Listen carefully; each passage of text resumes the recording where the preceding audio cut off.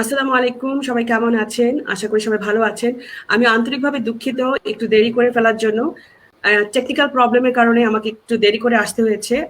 আশা করি সবাই ক্ষমা সুন্দর দৃষ্টিতে আমাকে মাফ করে দিবেন। আহ, আপনারা অলরেডি জেনে গেছেন আজকের আমার এই বিষয়টি ছিল করোনা ভাইরাস নিয়ে। করোনা ভাইরাসের এই প্রাদুর্ভাব দিন দিন পৃথিবীতে বেড়েই যাচ্ছে। তো যেমন এর বিস্তার বাড়ছে, এর মৃত্যু সংখ্যাও বাড়ছে দিন দিন। বাংলাদেশে এর শনাক্তের সংখ্যা প্রায় লাখেরও বেশি ছড়িয়ে পড়েছে এবং মৃত্যু সংখ্যাও বাড়ছে দিন দিন। এত কিছু হয়ে যাওয়ার পরেও আমাদের বাংলাদেশের মানুষেরা অনেকেই এই ভাইরাস সম্পর্কে সচেতন না। আমরা অনেকেই অনেক কিছু জানি না। তাই আজকে এই ব্যাপারে কথা বলতে আমাদের সাথে লাইভ ডিসকাশনে যুক্ত হয়েছেন ডক্টর জাকির হোসেন।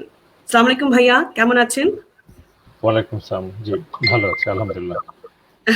আপনি তো এই করোনা ভাইরাস সম্পর্কে সবাইকে সচেতন করার চেষ্টা করে যাচ্ছেন যখন থেকে এই ভাইরাসের শুরুটা হলো।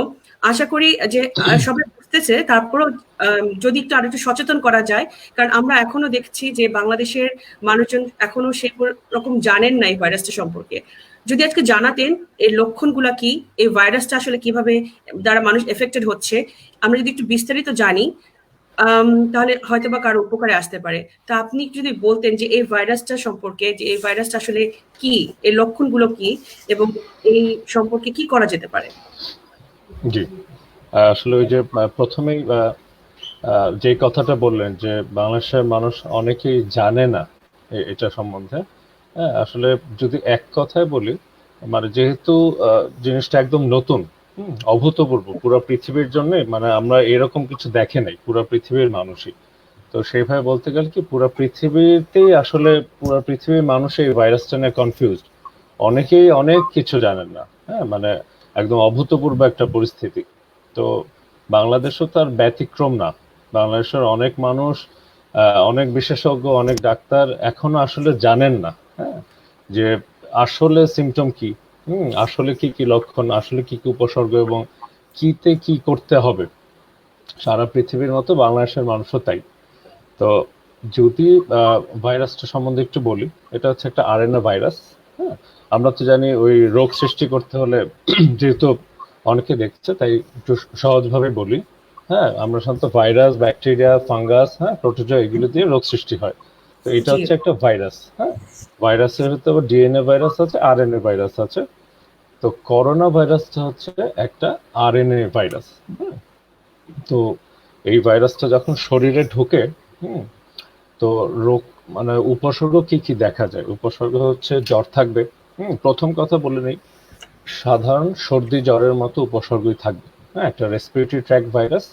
হ্যাঁ, জ্বর থাকবে, কাশি থাকবে, গলা ব্যথা থাকবে। হ্যাঁ, শরীর ম্যাজ ম্যাজ করবে। কোনো কোনো ক্ষেত্রে ডায়রিয়া থাকতে পারে। কারো কারো ক্ষেত্রে বলে যে ঘ্রাণ শক্তিটা পাচ্ছি না। কেউ কেউ বলে যে মুখে টেস্ট পাচ্ছি না, মুখে কোনো স্বাদ পাচ্ছি না। তো মোটামুটি আমরা যদি মোটা দাগে ধরি যে একটা ঠান্ডা জ্বর, হ্যাঁ, একটা ঠান্ডা জ্বর, একটা রেসপিরেটরি ট্র্যাক্ট ইনফেকশন, হ্যাঁ, একটা ফুসফুসে একটা নর্মাল যে ঠান্ডা জ্বর হয়। আমি আসলে নর্মাল বলবো না, নর্মালটা বলছি এই কারণে যে মনে রাখতে সুবিধার জন্য। হ্যাঁ, যে ঠান্ডা জ্বর হলে যেরকম নর্মাল ঘুষঘুষে কাশি জ্বর থেকে শুরু হয়, গা ব্যথা দিয়ে শুরু হয়, এরকম হচ্ছে এটার প্রাথমিক উপসর্গগুলি। এরপরে এটা আস্তে আস্তে আস্তে কারো কারো ক্ষেত্রে, হ্যাঁ, এখন বলা হচ্ছে 10 থেকে 15% ক্ষেত্রে এই করোনাটা একটু জটিল আকার ধারণ করে। হুম জি। এদের ভেতরে আবার 3-4% একেবারে বেশি ক্রিটিক্যাল ধারণ করে, বেশি জটিল, যাদের কিনা একদম অক্সিজেন সাপোর্ট বা ভেন্টিলেটরি সাপোর্ট, কৃত্রিম শ্বাসযন্ত্র, হ্যাঁ, মানে আইসিইউতে নিয়ে কৃত্রিম শ্বাসযন্ত্র পর্যন্ত লাগতে পারে। আবার কারো কারো কিডনি, লিভার, হ্যাঁ, এইগুলো ফেল করতে পারে। হুম তো একজন তো লিখেছেন সৈকত আসিফ হ্যাঁ, Rahman, RNA virus first time in BD. না মোটেও না। হ্যাঁ, মোটেও না। আসলে হচ্ছে ভাইরাসের ওই যে আবার বললাম, হ্যাঁ, ভাইরাস যখন থাকে ভাইরাসের ডিএনএ থাকে, আরএনএ থাকে। হ্যাঁ, হ্যাঁ, তো ভাইরাস জনিত রোগ আসলে বাংলাদেশে মানে নতুন তো নয়, বাংলাদেশে একটু বেশিই কমন সারা পৃথিবীর তুলনায়। এটা মাথায় রাখতে হবে যে আমরা কিন্তু একদম ছোটবেলা থেকে সর্দি কাশিতে বাংলাদেশের মানুষ, হ্যাঁ, আমরা বাংলাদেশের মানুষ কিন্তু বেশি ভুগি, এটা খেয়াল রাখতে হবে। হ্যাঁ, বাংলাদেশের আমি বাইরের মানুষ। চিন্তা করছি আপনাকে যে হুম, জ্বরটা আসবে, গলা ব্যথা জি হবে, শ্বাসকষ্টের প্রবলেম হবে। তো জ্বরটা তো আমরা অনেকেই দেখেছি জ্বর আসছে, কিন্তু আমরা এটাকে হুম ওভারলুক করি, 2 দিন পরে ঠিক হয়ে যাচ্ছে, ভাবছে যে করোনা ভাইরাস আমার হয়নি। তাদের কি এই ক্ষেত্রে আসলে চেক করাটা উচিত জ্বর আসলেই, নাকি কতদিন ওয়েট করা উচিত জ্বরটা আসলে? অনেকে তো আসে না জ্বর আবার। আচ্ছা, এখানে আসলে ব্যাপারটা দুই রকম ব্যাপার হচ্ছে, দুই রকম রিয়াকশন হচ্ছে। হ্যাঁ, করোনার একটা উপসর্গ জ্বর।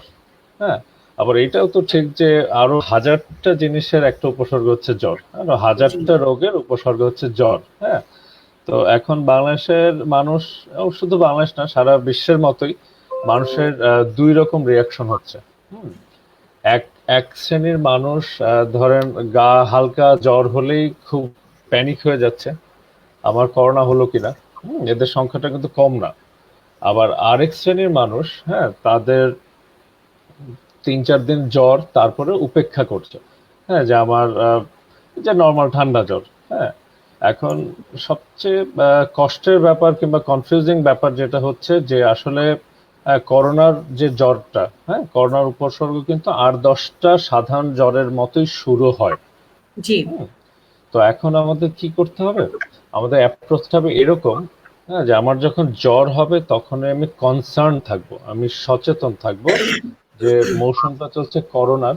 হুম, কাজেই জ্বর হচ্ছে, প্রথমে ভয় না পেয়ে আমি একটু দেখবো, 2-3 দিন দেখবো। হ্যাঁ, যদি দেখি থার্ড ডে ফোর্থ ডেতেও জ্বর কন্টিনিউ করছে এবং জ্বর বাড়ছে, সাথে কাশি, হ্যাঁ, শ্বাসকষ্ট, গলা ব্যথা, অন্যান্য উপসর্গগুলি যুক্ত হচ্ছে। হ্যাঁ, আর ইদানিং এখন ডব্লিউএইচও বলছে যে ঘ্রাণ পায় না, হ্যাঁ, কিংবা মুখের স্বাদ পায় না, এইগুলিও, হ্যাঁ, এইগুলিও কিন্তু এখনকার উপসর্গ।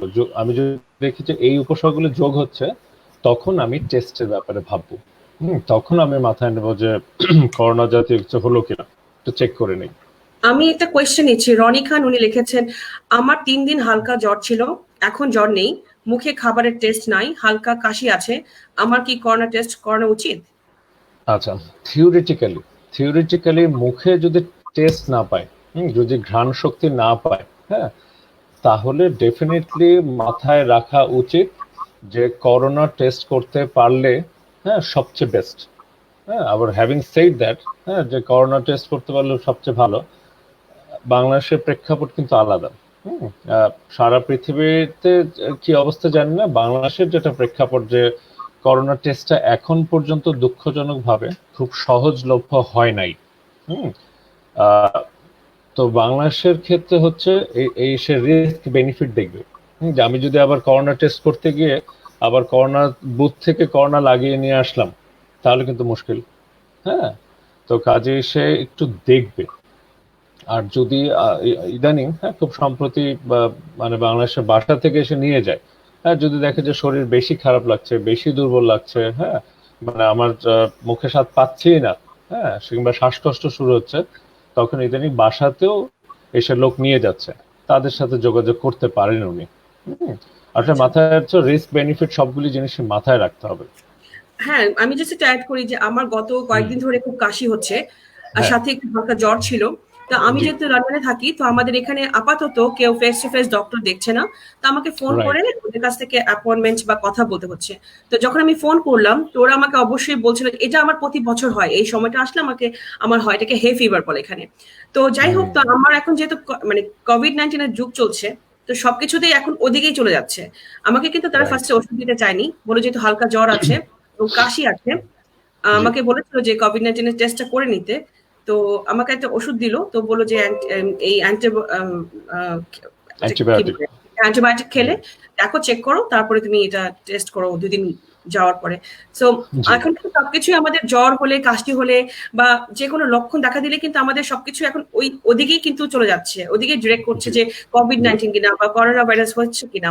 তো ওইটি আর কি, একটু কতদিন ওয়েট করা উচিত, যেটা বারবার মানে জানতে চাচ্ছিল যে সবাই, যে এই কাশি বা জ্বর হলে আমরা কতদিন ওয়েট জি, করে এই টেস্টটা করাতে যাব? জি।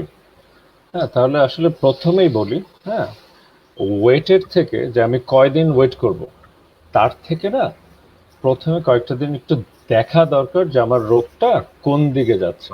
হ্যাঁ, যে আমার জ্বর আসছে আমি প্যারাসিটামল খাচ্ছি, আমার কাশি থাকছে আমি নর্মাল অ্যান্টিহিস্টামিন খাচ্ছি, হ্যাঁ, ফেক্সোফেনাডিন গ্রুপের, হ্যাঁ। আবার হচ্ছে যে ওই আপনাকে যেমন যেটা করেছে, হ্যাঁ, মানে অ্যাপ্রোচটা আসলে বাংলাদেশেও খুব আলাদা কিছু না যে ডিরেক্ট ফেস টু ফেস ডাক্তারকে দেখাতে অনুৎসাহিত করা হচ্ছে। অ্যাপ্রোচটা হচ্ছে যে প্রথমে টেলিফোন করবে, এবং টেলিফোনে মানে আমরা ডাক্তাররা সবসময় যেটা বলতাম আগে, হ্যাঁ, যে একদম টেলিফোনে রোগী না দেখে অ্যান্টিবায়োটিক দিও না, হ্যাঁ, কিন্তু এখনকার পরিস্থিতিটা যেহেতু আবারও বলছে অভূতপূর্ব, আনপ্রেসিডেন্টেড একটা সিচুয়েশন, এখনকার কিন্তু ফোনেও সব ডাক্তারই বলছে একটা অ্যান্টিবায়োটিক খাও, 2টা দিন প্যারাসিটামল খেয়ে দেখো, হ্যাঁ, তারপরে যদি মনে হয় যে মানে ইটস নট গেটিং বেটার, হ্যাঁ, মানে ভালোর দিকে যাচ্ছে না, হুম, মানে অথবা ভালো মনে হচ্ছে আবার শ্বাসকষ্ট জটিলতা দেখা যাচ্ছে, তখন সে ভাববে যে আমি একটু চেষ্টা করে ফেলি। আচ্ছা মানে ব্যাপারটা হচ্ছে যে আমার রোগ কোন দিকে যাচ্ছে, যে আমি আহ, মানে ওষুধ খাচ্ছি তারপরেও শ্বাসকষ্ট আরো বেড়ে যাচ্ছে, তখন আমি টেস্ট করাবো। আচ্ছা, একজন কোয়েশ্চেন করেছেন, মোহাম্মদ রাকিবুল হাসান, আমার হুম। প্যানক্রিয়াসের সমস্যা আছে, ডায়াবেটিক্স আছে, আমার ঝুঁকি কতটুকু? আচ্ছা, এইখানে একটু বলে রাখি, হুম, বলা হচ্ছে যে করোনা রোগী, হ্যাঁ, কারা খারাপের দিকে যাবে, হুম, কারা খারাপের দিকে যাবে, যাদের হার্টের সমস্যা আছে, যাদের আগে থেকে শ্বাসযন্ত্রের সমস্যা আছে, হুম, যাদের অন্যান্য দীর্ঘমেয়াদী যেমন অ্যাজমা, হ্যাঁ, যাদের দীর্ঘমেয়াদী সমস্যা মানে ক্রনিক ডিজিজ যেগুলো বলে, এগুলো যারা ক্যারি করেন তাদের জটিলতার দিকে যেতে পারে, হ্যাঁ। তো উনি যেহেতু বললেন ডায়াবেটিস, হ্যাঁ, আসলে প্যানক্রিয়াস থেকে ডায়াবেটিসের সমস্যা হয়, তো ডেফিনেটলি অন্যান্য মানুষের থেকে ওনার একটু বেশি কনসার্ন থাকতে হবে, হ্যাঁ। আমি বলবো না যে যে সর্বনাশ আপনার ডায়াবেটিস আছে মানে হচ্ছে আপনার মানে খুব বেশি খারাপ হয়ে যাবে, হ্যাঁ। উনি একটু বেশি সচেতন থাকবে, বেশি সতর্ক থাকবে, যে মাথায় এটা রাখতে হবে যে আমার করোনা হলে, ওনার করোনা হলে অন্যদের থেকে একটু জটিল আকার ধারণ করার সম্ভাবনা বেশি। আচ্ছা, তো এই যে করোনা ভাইরাস হওয়ার পরে অনেকে সেরে যাচ্ছে, জি। তো এটার মধ্যে কারণ হচ্ছে অ্যান্টিবডিটা ক্রিয়েট হয়ে যায়। তো অ্যান্টিবডিটা ক্রিয়েট হওয়ার পর হুম। অনেকে বলেছে আবার করোনা ভাইরাস হলে আবার করোনা ভাইরাস মানে ওই কোভিড-19 রোগ হওয়ার আশঙ্কা থাকে। এটা কতটুকু আশঙ্কা থাকতে পারে?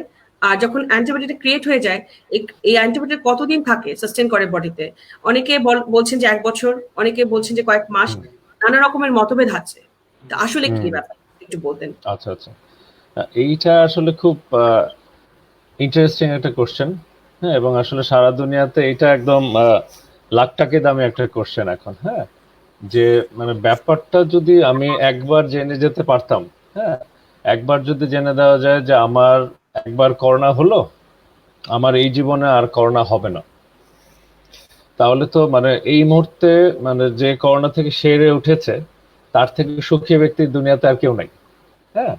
যে আমার একবার করোনা হলো, আমি 14-15 দিন ভুগলাম, তারপর আমি সেরে উঠেছি, হ্যাঁ, তাহলে আমি কনফার্ম যে আমার আর জীবনেও করোনা হবে না, হ্যাঁ। এইটা একবার জানতে পারলে তার থেকে সুখী ব্যক্তি কেউ নাই, তার থেকে এই মুহূর্তে সারা দুনিয়াতে টেনশন ফ্রি ব্যক্তি আর কেউ নাই। হ্যাঁ। ইন্টারেস্টিং ব্যাপার হচ্ছে, বা আনফরচুনেট যেটা ব্যাপার বলবো, আনফরচুনেট বলাটাই ভালো, এখন পর্যন্ত আসলে শেষ কথা হয় নাই, এখন পর্যন্ত বিজ্ঞানীরা এটা কনফার্ম করতে পারে নাই যে আমার একবার করোনা হলে আর হবে কিনা। হুম। জি, হ্যাভিং সেড দ্যাট, হ্যাঁ, এই কথাটা বলার সাথে আবার এইটাও বলি যে যে কোনো ভাইরাল রোগে, যে কোনো ভাইরাল রোগে রোগটা যখন আমাদের শরীরে ঢোকে, হুম, আমার কিন্তু একটা অ্যান্টিবডি তৈরি হবেই, হ্যাঁ, এটাই হচ্ছে একদম থিওরি, হ্যাঁ। এখন প্রশ্ন হচ্ছে অ্যান্টিবডিটা কতদিন সাপোর্ট দেবে, কতদিন সাপোর্ট দেবে। যেমন ওই সিএনএন এর যে সঞ্জয় গুপ্তা আছেন, হ্যাঁ, উনি যিনি মেডিকেল রিপোর্টার, তো সঞ্জয় গুপ্ত বলছেন যে উনি এটা বিশ্বাস করতে চান যে এটা যেমন মামস হলে যেমন একবার একবার মামস তো সবারই হয় দুনিয়াতে, হ্যাঁ, একবার মামস হলে, একবার হাম হলে, একবার বসন্ত হলে যেমন আর হয় না, তো সঞ্জয় গুপ্তা বলতে চাচ্ছেন যে ধরনটা এরকম যে একবার হলে আর হবে না, হুম। আর আমরা এখন পর্যন্ত মানে ধরেন গত ডিসেম্বর থেকে তো এটা প্রাদুর্ভাব দেখা দিল। গত ডিসেম্বরের পর থেকে কিন্তু প্রায় জুন মাস, প্রায় 5-6 মাস চলে গেছে। হ্যাঁ, 5-6 মাসে আমরা যতগুলি কেস দেখেছি খুবই সামান্য, খুবই রেয়ার। হ্যাঁ, একদম কোনো মানে কোনো দশমিকের পরেও শতাংশ আসে না। খুব সামান্য হাতে গোনা কিছু কেসের এখন পর্যন্ত আবার হয়েছে। মানে আমার একবার হলো, পরে আবার হলো। মানে খুব সামান্য কিছু মানুষের পাওয়া গেছে। এবং এখানে একটা মজা আছে। এখানে আবার বিজ্ঞানীদের ভেতরে একটা দ্বিমত। হ্যাঁ, যে এক ধরনের বিজ্ঞানী বলছে যে যাদের সেকেন্ড টাইম পাওয়া যাচ্ছে তাদের আসলে রোগটা সারেই নেই। রোগটা পুরোপুরি কমেই নেই, তার ভাইরাল লোডটা কমে গিয়েছিল। তাই যখন আমরা রিপিট টেস্টটা করেছি তখন নেগেটিভ এসেছিল, পরে আবার ভাইরাল লোডটা বাড়লো, তখন আবার পজিটিভ দেখা গেল। মানে হচ্ছে পুরোপুরি সারেই নেই। তাই মানে মানে না সারলে তো রোগ আবার তো হতেই, মানে টেস্টটা দেখাই যেতে পারে। আবার কেউ কেউ বলছে করোনা যে টেস্ট কিট, হ্যাঁ, করোনার টেস্ট কিটটাও তো আসলে এখন পর্যন্ত 100% ফুল প্রুফ না। হ্যাঁ, যে এইটা হলে আর হবে না। হুম তো বলছে যে টেস্ট কিটের ভুল থেকে আবার রিপিট আসতে পারে। হুম যে মানে ফলস নেগেটিভ ছিল, ফলস নেগেটিভ থেকে ফলস পজিটিভ। তো সবকিছুর পরে যদি বলেন যে ডক্টর জাকিরের কি মতামত, হ্যাঁ, যে আমার অভিমতটা কি এই ক্ষেত্রে, জি। আমার অভিমত হচ্ছে যে অবশ্যই যে কোনো ভাইরাল ইনফেকশন হলে একটা নির্দিষ্ট সময় পর্যন্ত তার বিরুদ্ধে অ্যান্টিবডি থাকে। হুম, এবং যাদের একবার হয়ে গেছে তারা ডেফিনেটলি যাদের হয় নাই তাদের থেকে সুবিধাজনক অবস্থায় আছে এই রোগটার বিরুদ্ধে।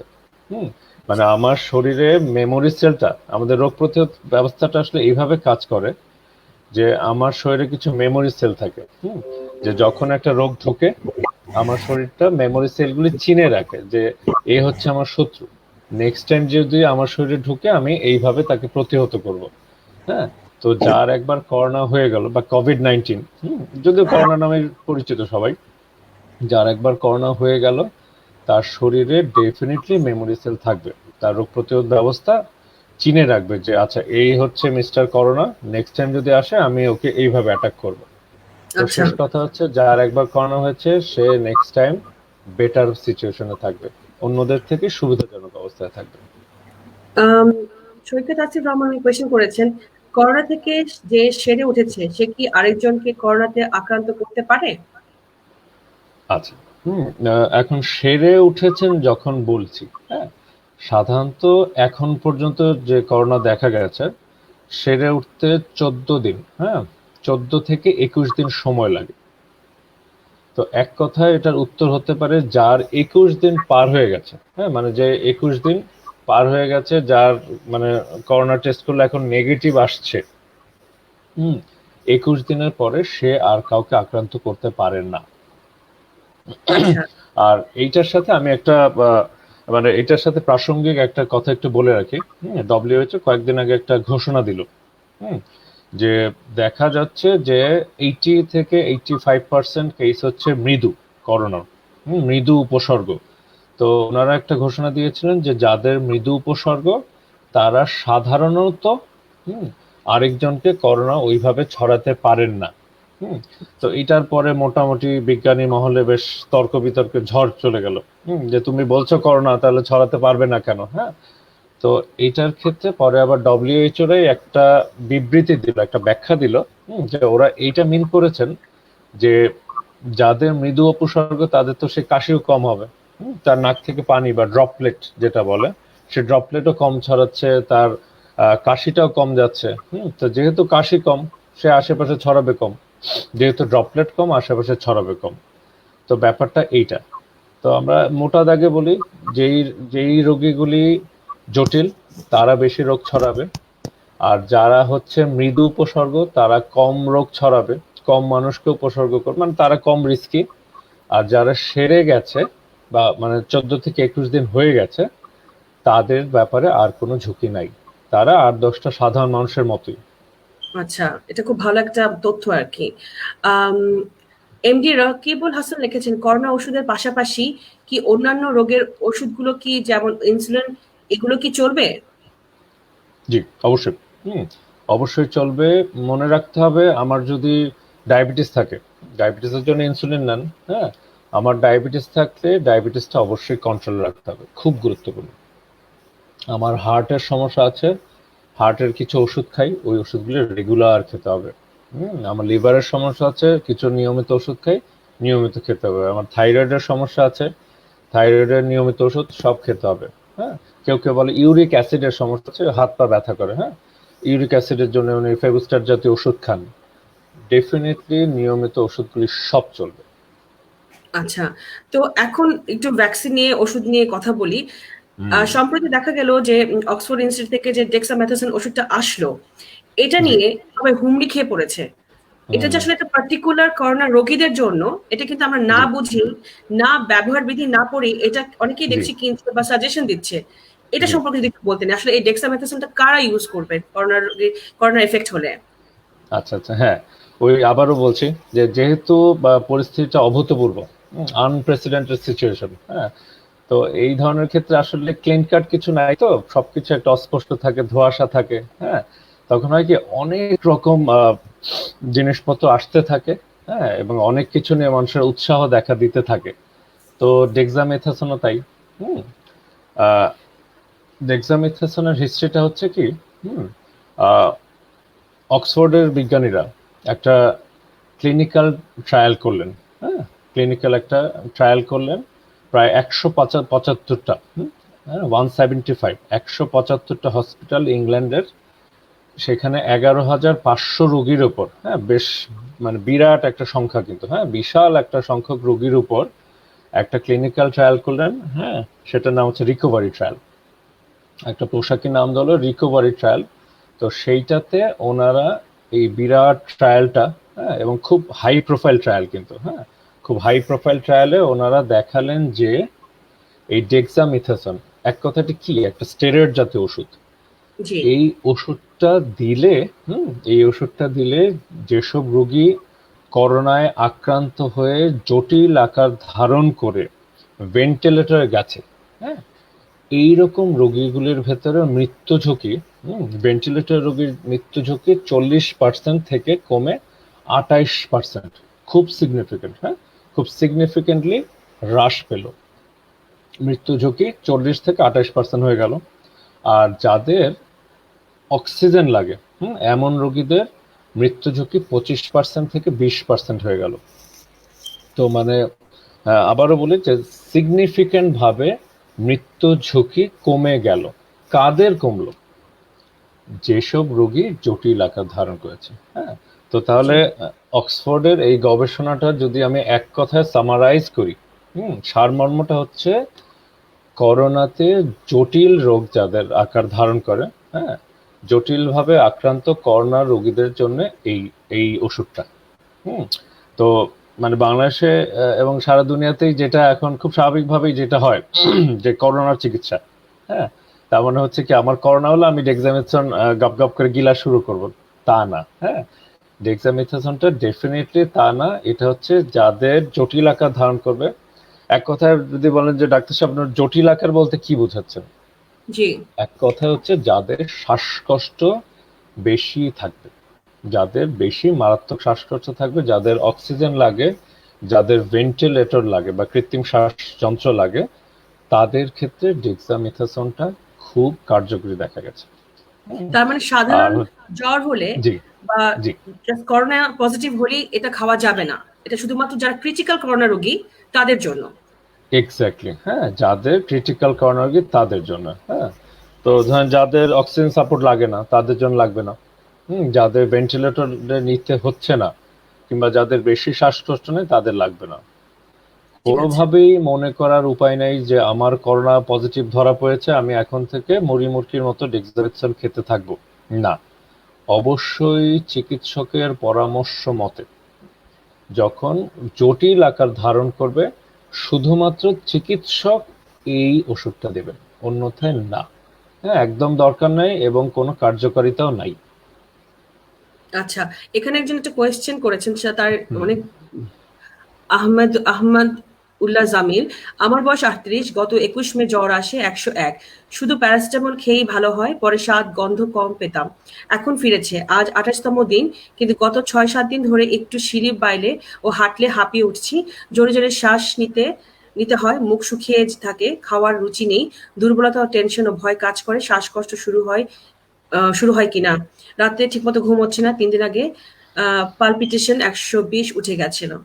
এটা মানে কি বলবো, তার তো 28তম দিন আজকে, মানে জ্বর যদি তার আচ্ছা, পজিটিভ নাও হয়ে থাকে। হ্যাঁ হ্যাঁ, তাহলে আমি ওই ওনার শেষ কথাটা ধরে একটু বলি যে পালপিটেশন 120। হ্যাঁ, পালপিটেশন বলতে উনি যেটা বুঝেছে যে ওনার হার্ট, হ্যাঁ হ্যাঁ, বুকটা ধরফর ধরফর করছিল, হার্টবিটটা বেড়ে গিয়েছিল 120। হ্যাঁ, মানে সাধারণত আমাদের তো মিনিটে প্রায় 70 বারের মতো হার্টবিট হয়, ওনার এটা বাড়তে বাড়তে বাড়তে বাড়তে 70, 80, 90, 100, 110, 120 হয়ে গিয়েছিল। মানে অনেক পালপিটেশন। তো আমাকে যদি একটু বলেন যে ওনার কেসটা কি হয়েছে। হ্যাঁ, ওনার যেটা হয়েছে সিমটম নাই। হুম, এখন জ্বর নাই, সিমটম গুলিও নাই বললেই চলে, উনি তারপরে বলছিল ওনার জ্বর হয়েছিল, স্বাদ হ্যাঁ গন্ধ পাচ্ছিল না, আবার ফিরে পেয়েছে। পাচ্ছিল না, ফিরে পেয়েছে। হ্যাঁ, মানে আমরা বলছি যে ওনার যে উপসর্গগুলি ছিল এটা কিন্তু অলরেডি উপসর্গগুলি বেশিরভাগই চলে গেছে, নাই বললেই চলে। জি, তারপরে ওনার পালপিটেশন কেন হলো, এক কথায় হচ্ছে এটা হচ্ছে মানসিক টেনশন, স্ট্রেস দুশ্চিন্তা। থেকে। আমরা কিন্তু বিশাল একটা সংখ্যা, মানে আমরা যারা ক্লিনিশিয়াল, আমরা যারা একদম মানে ক্লিনিক্যাল ফিল্ডে কাজ করছি, হ্যাঁ, কিংবা জিপি করছি, আমরা একটা বিশাল সংখ্যক মানুষ পাচ্ছি যারা হচ্ছে টেনশন। তার হয়তো করোনা হয়েছে কিংবা হয়তো করোনা নাই, হ্যাঁ, কিন্তু খুব টেনশন, সে বিরাট দুশ্চিন্তায় আছে। এবং দুশ্চিন্তা থেকে তার পালপিটেশন বেড়ে যাচ্ছে, রাতে ঘুম হচ্ছে না, শ্বাস নিতে পারছে না, যে ডাক্তার সাহেব আমার দম আটকে আসছে। 3টা জিনিস খেয়াল রাখেন, বুক ধরফর করবে, মনে হবে দম আটকে আসছে, রাতে ঘুম আসছে না। এই 3টা জিনিস যদি থাকে কিন্তু তার বাকি কোনো লক্ষণ নাই, তাহলে বুঝতে হবে উনি পিওরলি মানসিক দুশ্চিন্তায় ভুগছে। এটা এটা স্ট্রেস থেকে, স্ট্রেস থেকে হয় আর টেনশন। কি, মানে এটা আমাদের সবারই একটা স্ট্রেস কাজ করছে, যে ওই যে বললাম খুব। যে কোনো কিছু এখন হলেই মনে হচ্ছে যে আমার কি করোনা কেটে, কারণ সবকিছু রোগের উপসর্গই হচ্ছে প্রথমে জ্বর। জি, তো জ্বর আসতেই, কাশি আসতেই আমাদের ওটাই চলে দিকে যাচ্ছে ডিরেকশনটা, যে আমাদের কোভিড-19 হয়ে গেল কিনা। তো রাইট, স্ট্রেস ফ্রি থাকতে হবে, আতঙ্কগ্রস্ত হওয়া যাবে না, মানে একদম না। একদমই না। যেহেতু আপনার 28 দিন পার হয়ে গেছে, আমার মনে হয় যে এটা জি মানে আপনি অলরেডি মানে রিকভার করে আসছেন। জি জি। একজন কোয়েশ্চেন করছেন অনেকবার, আমি একটু নেই কোয়েশ্চেনটা।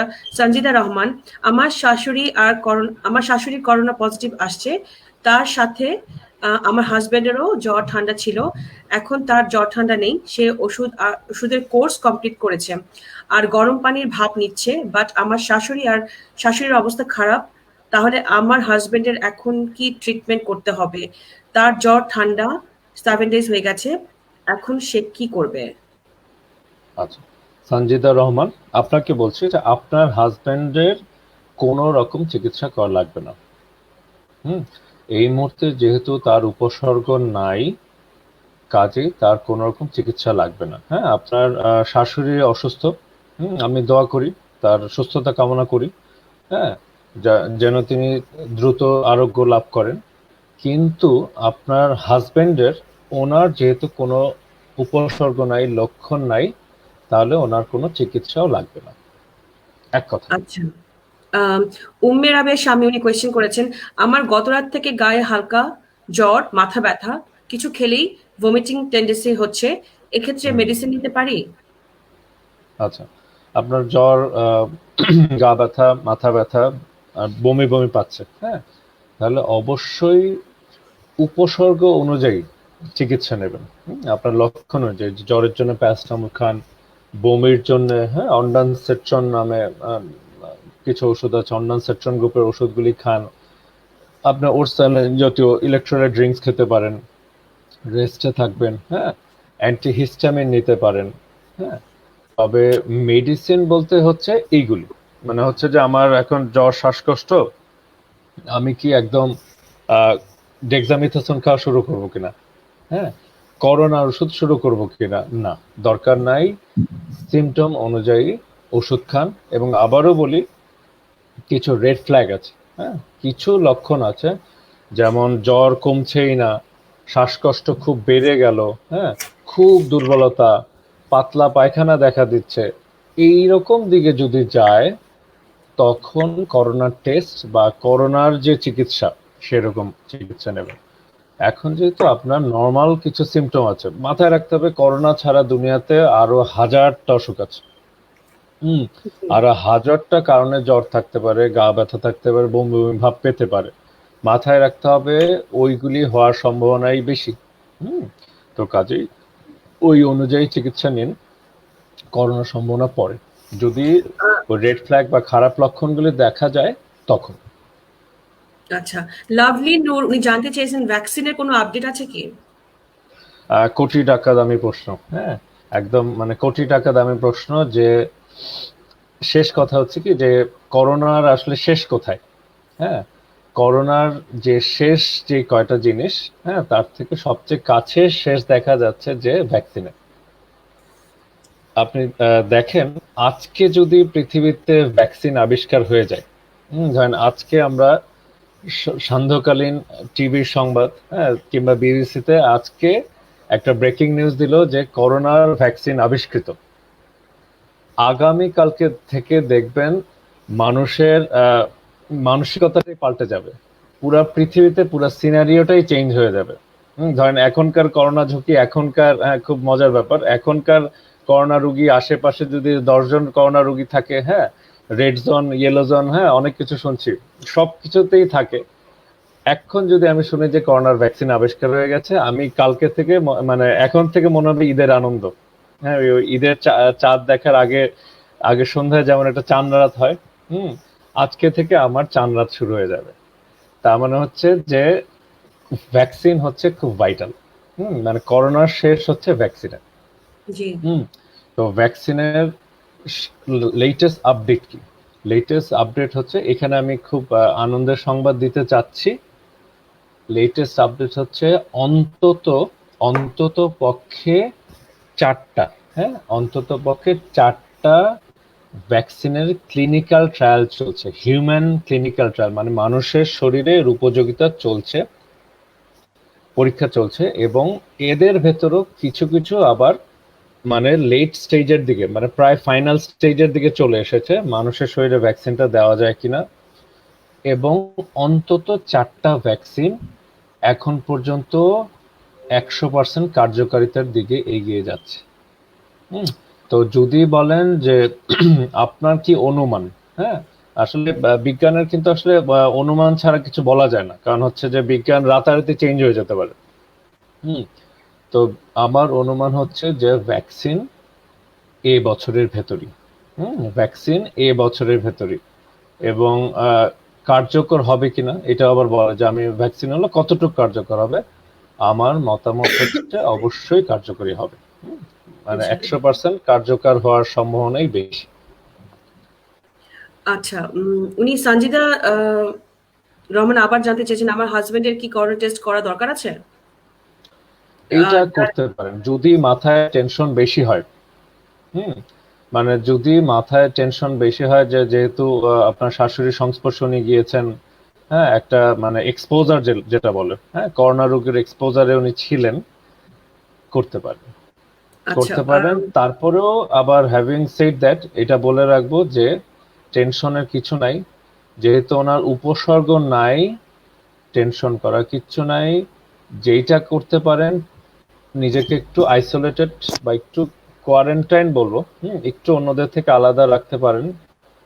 এবং তারপরেও যদি টেনশন খুব বেশি হয়, ওই যে একজন পেশেন্ট বললো যে পালপিটেশন 120 হয়ে গেছে ওনার, হ্যাঁ, যদি মানসিক টেনশন খুব বেশি হয়, মানসিক দুশ্চিন্তা কমাতে দরকার হলে একটা টেস্ট করে নিতে পারেন।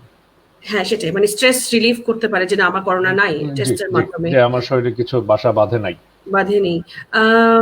অনেকেই জানতে চেয়েছেন আরেকজন ফাহমিদা খন্দকার, ইমিউনিটি বাড়ানোর জন্য কি কি করা যেতে পারে?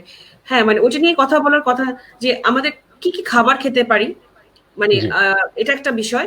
আরেকটা বিষয় হচ্ছে যে করোনা হয়ে যাওয়ার পরে বলে যে প্রচুর পরিমাণে ফ্লুইড বা পানি খাওয়ার কথা বলছে, সেটা হচ্ছে করোনা হয়ে যাওয়ার পরে। বাট ইমিউনিটি বাড়ানোর জন্য আমরা কি টাইপের খাবার খেতে পারি? জি জি, প্রশ্নকর্তার নাম কি ছিল? ফাহমিদা খন্দকার। ফাহমিদা খন্দকার, আচ্ছা। হ্যাঁ, ওনাকে আমি একটু বিশেষভাবে একটা ধন্যবাদ দিই। হুম। আর এছাড়া আমি ধন্যবাদ দিচ্ছি যে যারা দেখছেন লাইভ কিংবা যারা প্রশ্ন করছে সবাইকে ধন্যবাদ দিচ্ছি। ফাহমিদা খন্দকার ওনাকে আমি একটু বিশেষভাবে ধন্যবাদ দিচ্ছি, কারণ উনি মানে এই সমস্যাটা গোড়াতে গেছেন। হুম। আমরা একদম ছোটবেলা থেকে একটা জিনিস জানি, prevention is better than cure. হ্যাঁ, যে যে কোনো কিছু হওয়ার আগেই হ্যাঁ আমি যদি জিনিসটা ঠিক করতে পারি সবচেয়ে বেস্ট। হ্যাঁ, তো করোনার বিরুদ্ধে আসলে একটা যুদ্ধই তো, হ্যাঁ, করোনার বিরুদ্ধে যুদ্ধে আমার সবচেয়ে বড় হাতিয়ার কি? আমার সবচেয়ে বড় হাতিয়ার হচ্ছে রোগ প্রতিরোধ ক্ষমতা অটুট রাখা বা রোগ প্রতিরোধ ক্ষমতা বাড়ানো। এক কথায় এক কথায় হচ্ছে যে আমার যদি ইমিউনিটি বেশি থাকে, এক হচ্ছে আমার করোনা আমার শরীরে ঢুকতেও তার কষ্ট হবে, আর শরীরে যদি করোনা ঢুকেও তাহলে তেমন ক্ষতি করতে পারবে না। তাহলে immunity boost up is the কি। তো কাজেই ইমিউনিটি বাড়ানোর জন্য আমি কি করতে পারি? ইমিউনিটি বাড়ানোর জন্য আমার প্রথম কাজ হচ্ছে একটা সুষম খাদ্য খাবো, ব্যালেন্স ডায়েট। সুষম খাদ্য খাবো, সাথে যেসব জিনিসগুলি রোগ প্রতিরোধ ক্ষমতা বাড়ে, হ্যাঁ, যেমন vitamin C, vitamin D, zinc, হ্যাঁ, এই জিনিসগুলি বেশি করে খাবো। হুম। আবার যদি বলেন যে ডাক্তার সাহেব ভিটামিন সি কি ভিটামিন সি ট্যাবলেট কিনে খাবো, এখনকার জন্য আমরা বলি ভিটামিন সি ট্যাবলেট কিনে খেতে পারেন, তবে হ্যাঁ আপনার যে কোনো লেবু থেকে শুরু করে কাঁচামরিচ প্রচুর পরিমাণে ভিটামিন সি আছে। হ্যাঁ, নট নেসেসারি যে আপনার একদম ভিটামিন সি সিবির ট্যাবলেট কিনে খেতে হবে। আপনি ভিটামিন সি যেসব জায়গায় আছে, হ্যাঁ, আপনার প্রচুর তরি তরকারি খান, শাকসবজি খান, এগুলোতে ভিটামিন সি পাবেন। ভিটামিন ডি কি ট্যাবলেট ক্যাপসুল কিনে খাবো? ভিটামিন ডি সূর্যের আলোতে প্রচুর পরিমাণে থাকে, প্রতিদিন সকাল 8টা থেকে 11টার ভিতরে একটু বাইরে ঘুরে আসেন, হ্যাঁ, ভিটামিন ডির ঘাটতি পূরণ হয়ে গেল। জিঙ্কও আছে খাবারে। তো আমি ট্যাবলেটও খেতে পারি, আবার ন্যাচারাল সোর্স থেকেও নিতে পারি। মোট কথা হচ্ছে আমি একটা ব্যালেন্স ডায়েট খাবো, সুস্থভাবে চলবো, প্রতিদিন 7-8 ঘন্টা ঘুমাবো, আমি একটু শারীরিক চর্চা করব। আমরা বলি যে সারাদিনের ভিতর 40 মিনিট যদি আমি একটু, আধা ঘন্টা 40 মিনিট যদি আমি একটু গাটা ঘামাই, একটু শারীরিক পরিশ্রম করি, মোর দেন এনাফ। তো আর একটু মানসিক সুস্থতা রাখবো, মেডিটেশন করব, এই সব কিছুই আমাকে ইমিউনিটি বা রোগ প্রতিরোধ ক্ষমতা বাড়াতে সাহায্য করবে। আচ্ছা, জি। এখানে আর আরেকজন আপনার জানতে একটা প্রশ্ন ছিল যে পানি ফ্লুইডের হ্যাঁ, ব্যাপারটা। হ্যাঁ জি, হ্যাঁ, ডেফিনেটলি যে কোনো রোগ হলেই হয় কি আমাদের শরীর থেকে পানি আর লবণের ঘাটতি দেখা দেয়। হ্যাঁ, ইলেকট্রোলাইট আর ফ্লুইড ইমব্যালেন্সের একটা ব্যাপার দেখা দেয়। তো হয় কি যে আমরা দেখছি যে কারো জ্বর হলো, জ্বরের পরে সে খুব দুর্বল হয়ে গেল। হ্যাঁ, আমরা প্রশ্ন আসতে পারি জ্বর হলো, লোকটা দুর্বল হলো কেন? দুর্বলটা হয় এই কারণে, কারণ তার শরীর থেকে পানি আর লবণ বের হয়ে যায়। মানে ইলেকট্রোলাইট আর ফ্লুইড ইমব্যালেন্স দেখা দেয়। এখন আচ্ছা, এই লোকটাকে যদি কোনোভাবে পানি খাওয়ানো যায় ঠিক মতো পর্যাপ্ত পরিমাণে, তাকে লবণের ঘাটতি যাতে না হয়, হ্যাঁ, ইলেকট্রোলাইট ড্রিঙ্কস দেওয়া যায়, তাহলে সে দুর্বল হবে না। তো ধরেন করোনা কতদিন চলে? 7 থেকে 21 দিন। মানে ধরলাম সবকিছু মিলে ধরেন 21 দিন আমার শরীরে এই রোগটা থাকবে। আমি যদি এই সময় পানি খাই বেশি করে, আমি যদি ইলেকট্রোলাইট ড্রিঙ্কস খাই, অনেকে বাংলাদেশে বুঝবেন না ইলেকট্রোলাইট ড্রিঙ্কস মানে কি। সোজা বাংলা হচ্ছে পাতলা পায়খানা, ডায়রিয়া, পেট খারাপ হলে আমরা যে ওটস স্যালাইন খাই, যে টেস্টি স্যালাইন খাই, সেই ওটস স্যালাইন হচ্ছে ইলেকট্রোলাইট ড্রিঙ্কস। তো আমার করোনা হলো, আমি প্রতিদিন পর্যাপ্ত পানি খাচ্ছি, ওটস স্যালাইন খাচ্ছি, তাহলে ডেফিনেটলি আমি সতেজ থাকবো, সবল থাকবো। আচ্ছা। জি। আম, সরকার দীপ্তি উনি জানতে চেয়েছেন, আমার ছেলের কাল থেকে একটু একটু জ্বর, সকালে শ্বাস নিতে কষ্ট হচ্ছিল, নেজাল স্প্রে দিয়েছি, এখন একটু কম, কিন্তু গা এখনো গরম। বেবিকে কিছুদিন আগে বিসিজি টিকা দিয়েছি, এখন কি করতে পারি? আচ্ছা। উম, আচ্ছা, হ্যাঁ, আহ, এখন কি করব আসলে, আবারও বলি যে উনি যেহেতু গা গরম, এই মায়ের মনে হচ্ছে যে বাচ্চার কি করোনা হলো কিনা। হুম, আল্লাহ মাফ করুন, বাচ্চার করোনা হলো কিনা এইটাই ওনার টেনশন। হ্যাঁ, কারণ এটা থেকেই প্রশ্নগুলি বারবার আসছে। আবারও বলি খেয়াল রাখতে হবে যে excuse me, আবারও বলি পৃথিবীতে হাজারটা রোগ আছে করোনা ছাড়া, সরি। এবং যে কোনো প্রকার টিকা দিলে আসলে একটু গা গরম হতেই পারে। গরম হওয়াটাই আমি হ্যাঁ, বলবো আলাদা কোনো টেনশনের কিচ্ছু নাই। হুম, যদি নাজাল মানে কনজেশন থাকে যে নাকটা বন্ধ হয়ে গেছে, তাহলে দরকার হলে একটু নাকে ড্রপ চলতে পারে। এছাড়া জ্বর থাকলে প্যারাসিটামল খাবে, মানে আচ্ছা। সিমটোমেটিক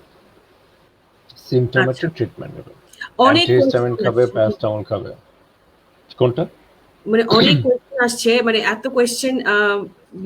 আপনার সময় হলে আপনি সবাইকে ওয়ান বাই আনসার দিয়ে দিন আফটার দ্যাট সেশন। মানে এত প্রশ্ন আসছে, আমি একটু নিচ্ছি কয়েকটা কোয়েশ্চেন। জি জি। মারুফ হাসান লিখেছেন, sir, I came to know from news paper that about blood O positive blood group is less risk from COVID-19.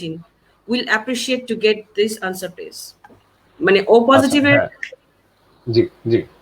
আচ্ছা, হ্যাঁ, না, এই খবর হলে আমি খুব খুশি, কারণ আমার হচ্ছে ও পজিটিভ।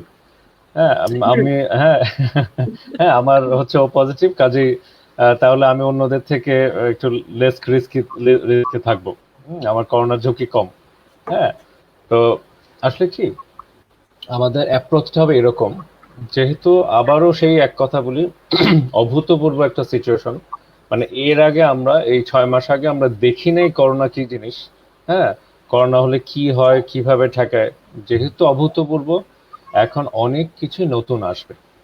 অনেক কিছু, যে এটা খেলে ভালো হয়ে যায়, ওটা খেলে হয়, এদের হবে না। আমাদের অ্যাপ্রোচটা থাকবে এরকম যে আমরা কোনো কিছুই হেসে উড়িয়ে দেব না। হুম, আমরা খুব দুঃখজনকভাবে একটা জিনিস দেখতেছিলাম, যে এই যে অক্সফোর্ড বিশ্ববিদ্যালয়ের একটা গবেষণায় যে আসলো যে ডেক্সামিথাসন প্রতি 5 জনে একজনের জীবন বাঁচায়। হুম, একটা বিশাল বড় 11,500 পেশেন্ট, 175টা হাসপাতালের উপর একটা ক্লিনিক্যাল ট্রায়াল হলো। অক্সফোর্ডের বাঘা বাঘা বিজ্ঞানীরা বললেন যে কি বলে, এই dexamethasone is a life saving drug. বাংলাদেশের ধরেন ইন্টারমিডিয়েট পাস ছেলে, সে হেসে উড়িয়ে দেয় চার দূর। হ্যাঁ, বাংলাদেশে ধরেন মেডিকেলে ফার্স্ট ইয়ার সেকেন্ড ইয়ার পরে সে, আরে এবারে বাদ দেন, হ্যাঁ, আরে বাদ দেন, হ্যাঁ, এইগুলো কোনো ভিত্তি নাই। হ্যাঁ, এই অ্যাপ্রোচটা রং। হ্যাঁ, অক্সফোর্ডের বাঘা বাঘা বিজ্ঞানীরা, মানে বড় বড় সায়েন্টিস্টরা ডেফিনেটলি কোনো একটা এভিডেন্স বলেন ওনারা। ওনারা তো আর মানে মানে ওজনহীন কথা বলার লোক না। জি। তো কাজে আমাদের অ্যাপ্রোচ থাকবে এই ও পজিটিভের ক্ষেত্রেও, যেহেতু বিজ্ঞানীরা একটা কথা বলছেন, তাহলে আমাদের ব্যাপারটা সিরিয়াসলি নেই, আমরা মাথায় রাখি। আমরা 100% তো কোনো কিছু প্রমাণিত হয় নাই এখনো। আর যেহেতু এটা হচ্ছে একটা মাত্র ইভলভিং একটা প্যান্ডেমিক, তো কাজে 100% কোনো কিছুই বিশ্বাসও করবো না, অবিশ্বাসও করবো না, তবে মাথায় রাখবো। এটা একটা পয়েন্ট। এটা আচ্ছা। একটা পয়েন্ট। আম, আবার এই প্রসঙ্গে আমার একটু মনে পড়লো, একটু আগে একজন মহিলা তার শিশুর ব্যাপারে একটু প্রশ্ন করেছিলেন। হুম, তো শিশুদের ওই ব্যাপারটা একটু বলে রাখি। হ্যাঁ, যে শিশুদের ব্যাপারে বিজ্ঞানীরা একটা জিনিস বিশ্বাস করেন, যে শিশুদের ক্ষেত্রে করোনার দুটা ব্যাপার হচ্ছে। এক হচ্ছে শিশুদের ক্ষেত্রে শিশুরা একেবারে আক্রান্ত হচ্ছে না বললেই চলে। মানে একদম কোনো পার্সেন্টেজেই নাই। আর আক্রান্ত যারা হচ্ছে তাদের ভেতরেও উপসর্গগুলি দেখা যাচ্ছে মৃদু, বা তারা বেশিরভাগই সেরে উঠছে। তো ওই মহিলাকে আমি একটু আশ্বস্ত করে দিচ্ছি যে একে হচ্ছে করোনা বাচ্চাদের সাধারণত হয় না বললেই চলে, আর হলেও খারাপের দিকে যায় না বললেই চলে। তো আচ্ছা, এটাও একটা এখনকার পর্যন্ত বৈজ্ঞানিক পজিটিভ নিউজ। এভিডেন্সের উপর দেখা গেছে। তো এই জিনিসটা আমরা মাথায় রাখতে পারি। আচ্ছা। রুবাই উনি জানতে চেয়েছেন যে, ভাইয়া please suggest for pregnant women in this situation. মানে আপনার সাথে আমার অফলাইনে কথা হচ্ছিল যে মানে প্রেগনেন্ট বা জি গর্ভবতী মহিলারা কি জি। করতে পারেন এই হুম সিচুয়েশনটাতে। হুম। জি, হ্যাঁ, আহ, প্রথম কথা হচ্ছে যে প্রেগনেন্সি একটা বিশেষ পরিস্থিতি। হুম, এই সময় শরীর একটা বেশ কিছু বিশেষ পরিবর্তনের ভেতর দিয়ে যায়। তো প্রেগনেন্সিতে যদি করোনা দেখা দেয়, হ্যাঁ, তাহলে হচ্ছে যে সে ডেফিনেটলি অন্যদের থেকে একটু বেশি সতর্ক থাকবে। অন্যদের ক্ষেত্রে আমরা যেমন যখন বলবো যে জ্বর হলো 2 দিন দেখো তারপরে তুমি টেস্ট করাও কিংবা অন্য কোনো অ্যাপ্রোচে যাও। যে প্রেগনেন্ট বা যে গর্ভবতী তার ক্ষেত্রে আমরা এক্ষেত্রে বলি যে জ্বর হলো কাশি হলো শ্বাসকষ্ট হলো অতি দ্রুত করোনা টেস্টটা করে নিতে হবে। এটা একটা বাট অন্য কোনো প্রিকশন কি করতে হবে? করোনা হলো না, হ্যাঁ কিন্তু কি করা যেতে পারে? প্রিকশন বলতে অবশ্যই সাধারণ একটা মানুষ যেই প্রিকশন গুলি নিচ্ছে, যে সে বাইরে গেলে মাস্ক পরিধান করছে অবশ্যই, সে বারবার হাত ধুচ্ছেন, হ্যাঁ, এবং সামাজিক তো বজায় রেখে চলছেন। করোনা তো এগুলি তো মেইন ব্যাপার। হ্যাঁ, অন্যান্য সমস্ত সতর্কতা উনি মেনে চলবেন। আবার এখানে একটা ব্যাপার, এটা বলে রাখা ভালো, কারণ হচ্ছে যে এখন দেশে দেখা যাচ্ছে করোনা উপসর্গ দেখা দিলেই আইভারমেকটিন জাতীয় ওষুধ খাচ্ছেন কিংবা এখন হয়তো এই ডেক্সামিথাসোন জাতীয় ওষুধ হয়তো শুরু হয়ে যেতে পারে, আল্লাহ না করুক। এই ধরনের ওষুধ ভুলেও খবরদার প্রেগন্যান্সিতে খাওয়া যাবে না। আইভারমেকটিন না, ডেক্সামিথাসোন না, কোনোভাবেই না। হ্যাঁ, ডাক্তারের পরামর্শ তো অবশ্যই মাথায় রাখতে হবে যে এখন শরীর একটু বিশেষ পরিবর্তনের ভিতর দিয়ে যাচ্ছে। আবার হ্যাভিং সেড দ্যাট, এটা আমি বলে রাখি যে যেই মা তার বাচ্চাকে দুধ দেন, স্তন্যদানকারী মা, হ্যাঁ, ব্রেস্ট ফিডিং মাদারও কিন্তু যে কোনো প্রকার ওষুধ খাওয়ার আগে অবশ্যই তার ডাক্তারের পরামর্শ নিয়ে নেবেন। কারণ যেই স্তন্যদানকারী মা, এটা কিন্তু ব্রেস্ট ফিডের মানে বুকের দুধের সাথে বাচ্চার শরীরে চলে যাবে না হলে। আচ্ছা, কাজে অবশ্যই খুব সাবধান, খুব সতর্ক। ঠিক আছে। জান্নাতুল নাইম উনি জানতে চেয়েছেন, it's been 3 months since my mother is feeling suffocated. তার পুরো শরীর জ্বালাপোড়া করে। She feels weak. Can you give any suggestion? Is it symptom of corona? আচ্ছা আচ্ছা, তো এখন ওই যে আবার সেই টেনশন আসলে সারা পৃথিবী খুব প্যানিক অবস্থায় আছে। তো এখন 2টা হাঁচি দিলেও আমরা ভাববো করোনা, সামান্য একটু গরম হলেও ভাববো করোনা। হ্যাঁ, আমি বলছি যে বাড়তি কোনো টেনশন করার কিছু নাই। দয়া করে প্লিজ মাথায় আনবেন না যে আমার গা একটু ম্যাজ করছে, শরীর জ্বালাপোড়া করছে, আমার করোনা। তার থেকে আমার অ্যাপ্রোচটা হবে জ্বালাপোড়ার অন্যান্য কারণগুলি এক্সক্লুড করা। হ্যাঁ, আমার অনেকগুলি কারণে, নিউরোপ্যাথিক থেকে শুরু করে ইলেকট্রয়েড ইমব্যালেন্স, হ্যাঁ, অনেকগুলো কারণে আমার জ্বালাপোড়া করতে পারে। এমন হতেই পারে যে ওনার ডায়াবেটিস, যাদের ডায়াবেটিস আছে তাদের শরীরে জ্বালাপোড়া করে। তো কাজেই হ্যাঁ, ওইটা প্রথমে মাথায় রাখা উচিত। হ্যাঁ, এমন কোনো দুশ্চিন্তা মাথায় আসতে দেওয়া উচিত না যে আমার জ্বালাপোড়া করছে কিংবা ওনার করোনার কোনো লক্ষণ দেখা দিচ্ছে। আমাকে যদি বলেন এটা কি করোনার লক্ষণ, না এটা করোনার লক্ষণ না, টেনশন করবেন না, বাকি কারণগুলো একটু খুঁজে বের করুন।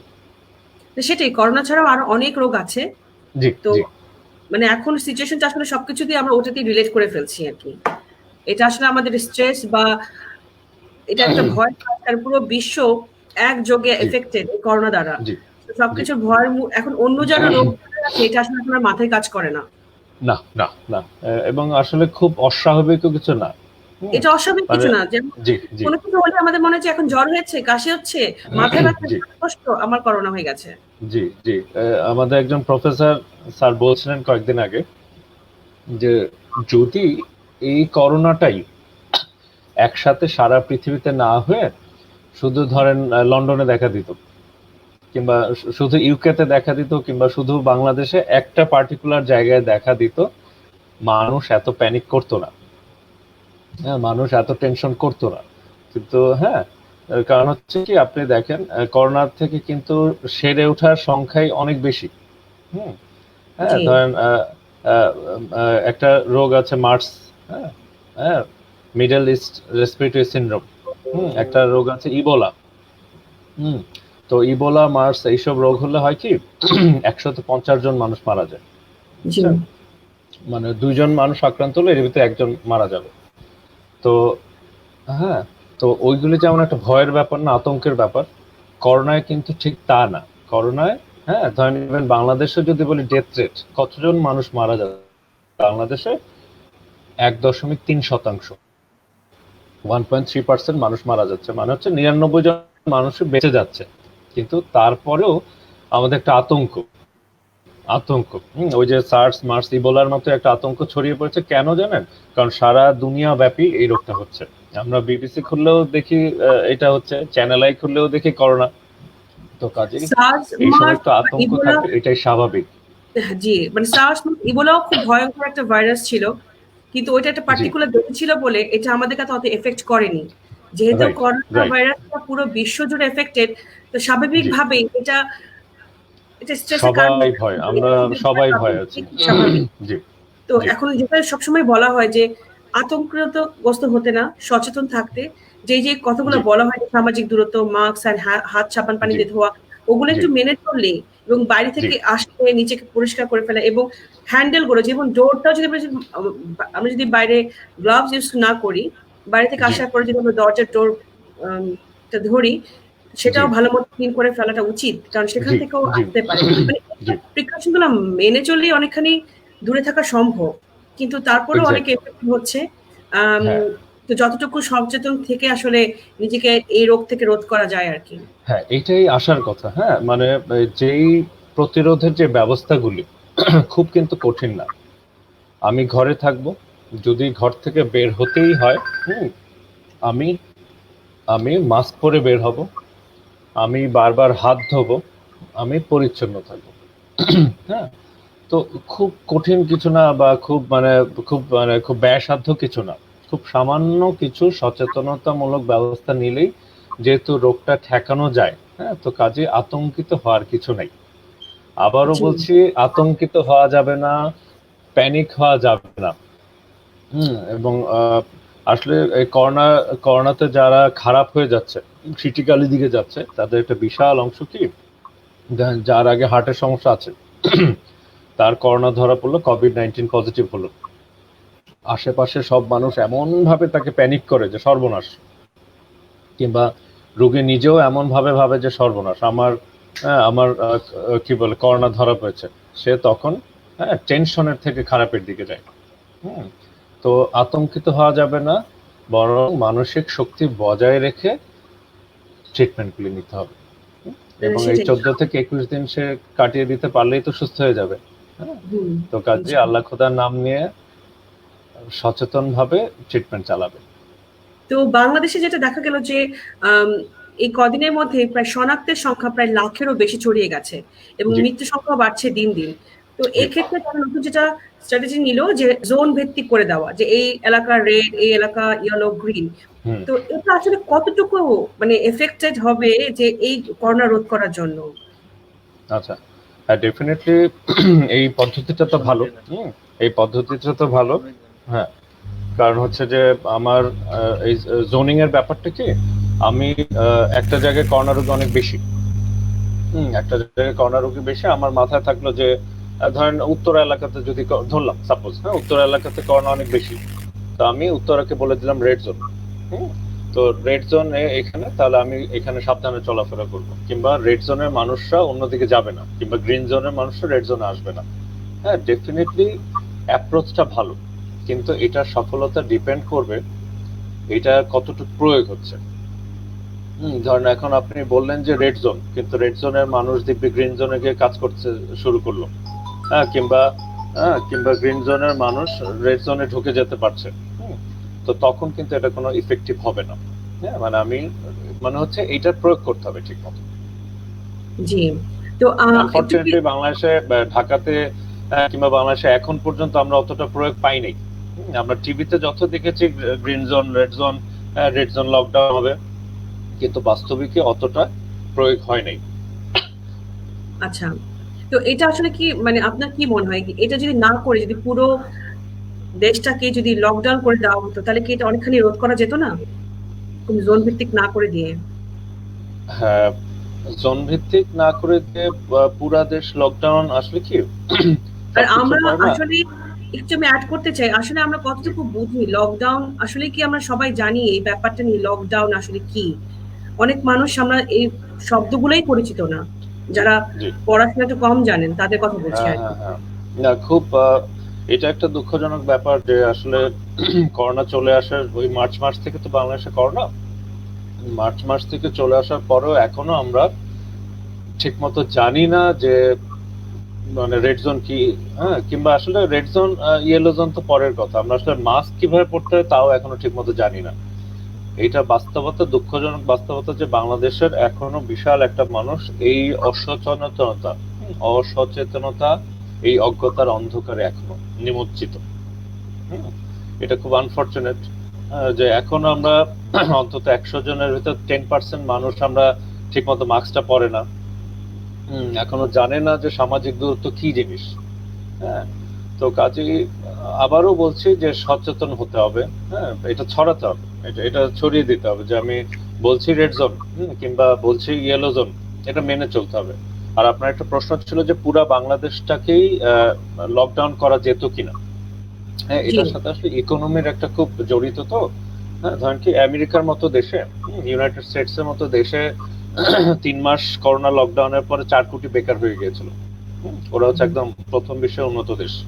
তো মূলত ইকোনমিক কারণে ট্রাম্প কিংবা আমেরিকাকে কিন্তু লকডাউন 100% থেকে সরে আসতে হয়েছিল।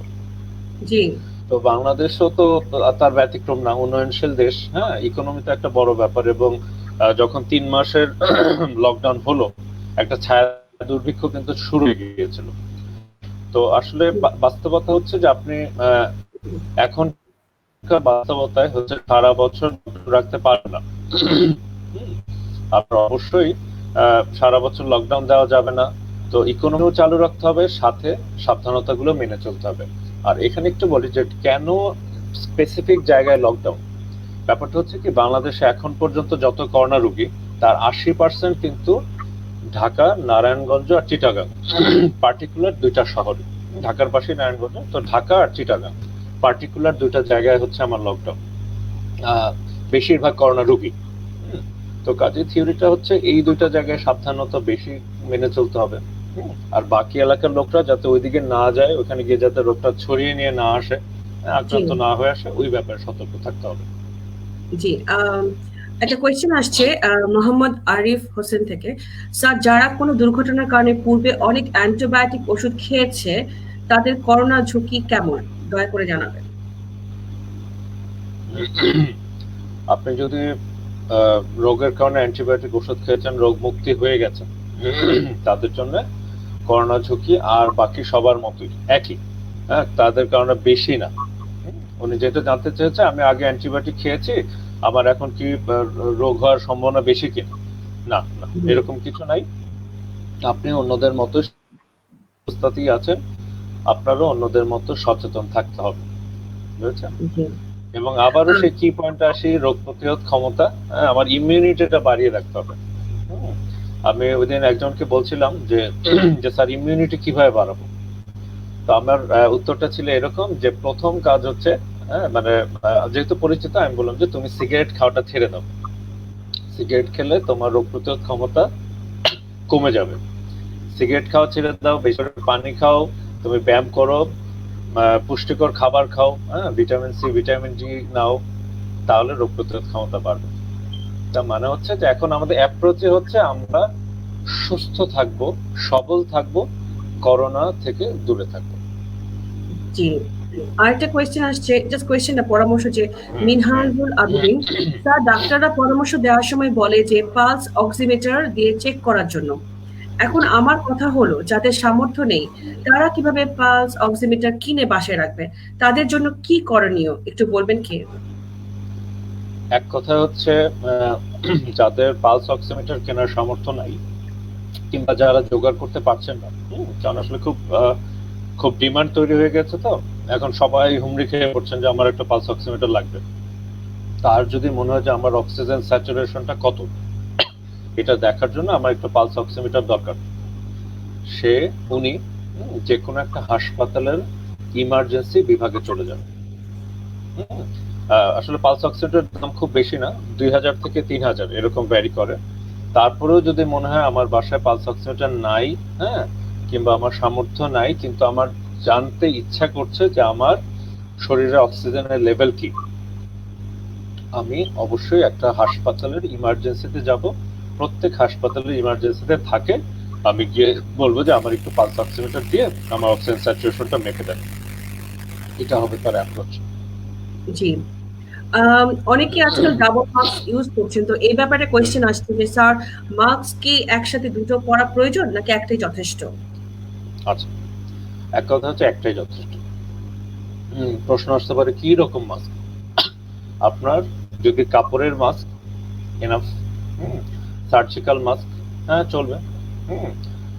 আর সাথে একটু সম্পর্ক কোশ্চেন বলি যে সাধারণ মানুষ কি N95 মাস্ক হ্যাঁ সেই মাস্ক পরে ঘুরবে কিনা? না, সাধারণ মানুষের নর্মাল কাপড়ের মাস্ক বা সার্জিক্যাল মাস্ক পরে ঘুরলেই মানে বাইরে গেলেই তো মাস্ক, ওই সার্জিক্যাল মাস্ক বা কাপড়ের মাস্ক পরে বাইরে গেলেই এনাফ, যথেষ্ট।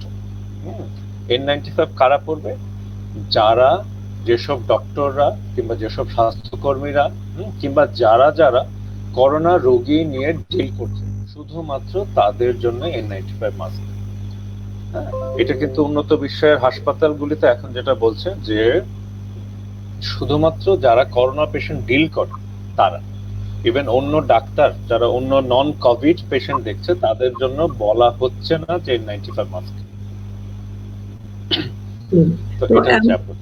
মানে আমরা আজকাল দেখি সংবাদপত্র বা টেলিভিশন খুলে দেখি যে ডাবল মাস্ক পরে ঘুরছে, অনেক সচেতনতার জন্য হয়তো বা এটা সব দরকার নেই। একটা নর্মাল, আমরা যারা এফেক্টেড না, যারা নর্মাল মানুষ, এখনো করোনায় আমাদের এফেক্ট হয়নি, তারা সাধারণ নর্মাল কাপড়ের মাস্ক ইউজ করলেই হবে, তাই তো?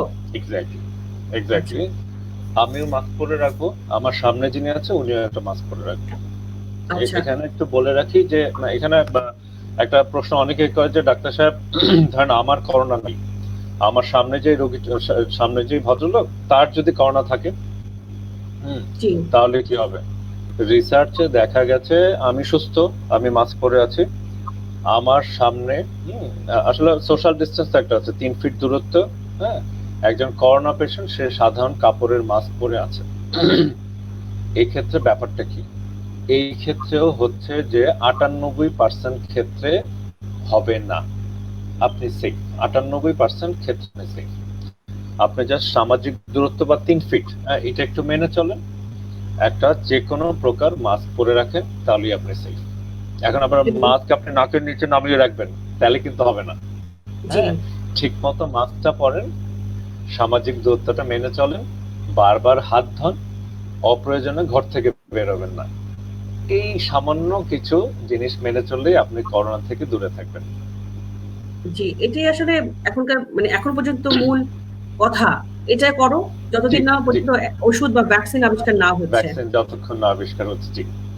প্রসেনজিৎ গুপ্ত উনি জানতে চেয়েছেন, হাইপারটেনশন থাকলে কি করোনা হলে ক্রিটিক্যাল হয়ে যাবে? H31। আচ্ছা, মানে দুইটা বিষয় উনি উল্লেখ করেছেন, একটা হচ্ছে H31, জি, একটা হচ্ছে হাইপারটেনশন। জি, হাইপারটেনশন যদি কন্ট্রোলে থাকে, টেনশনের কিচ্ছু নেই, আপনি 8-10টা সাধারণ মানুষের মতোই।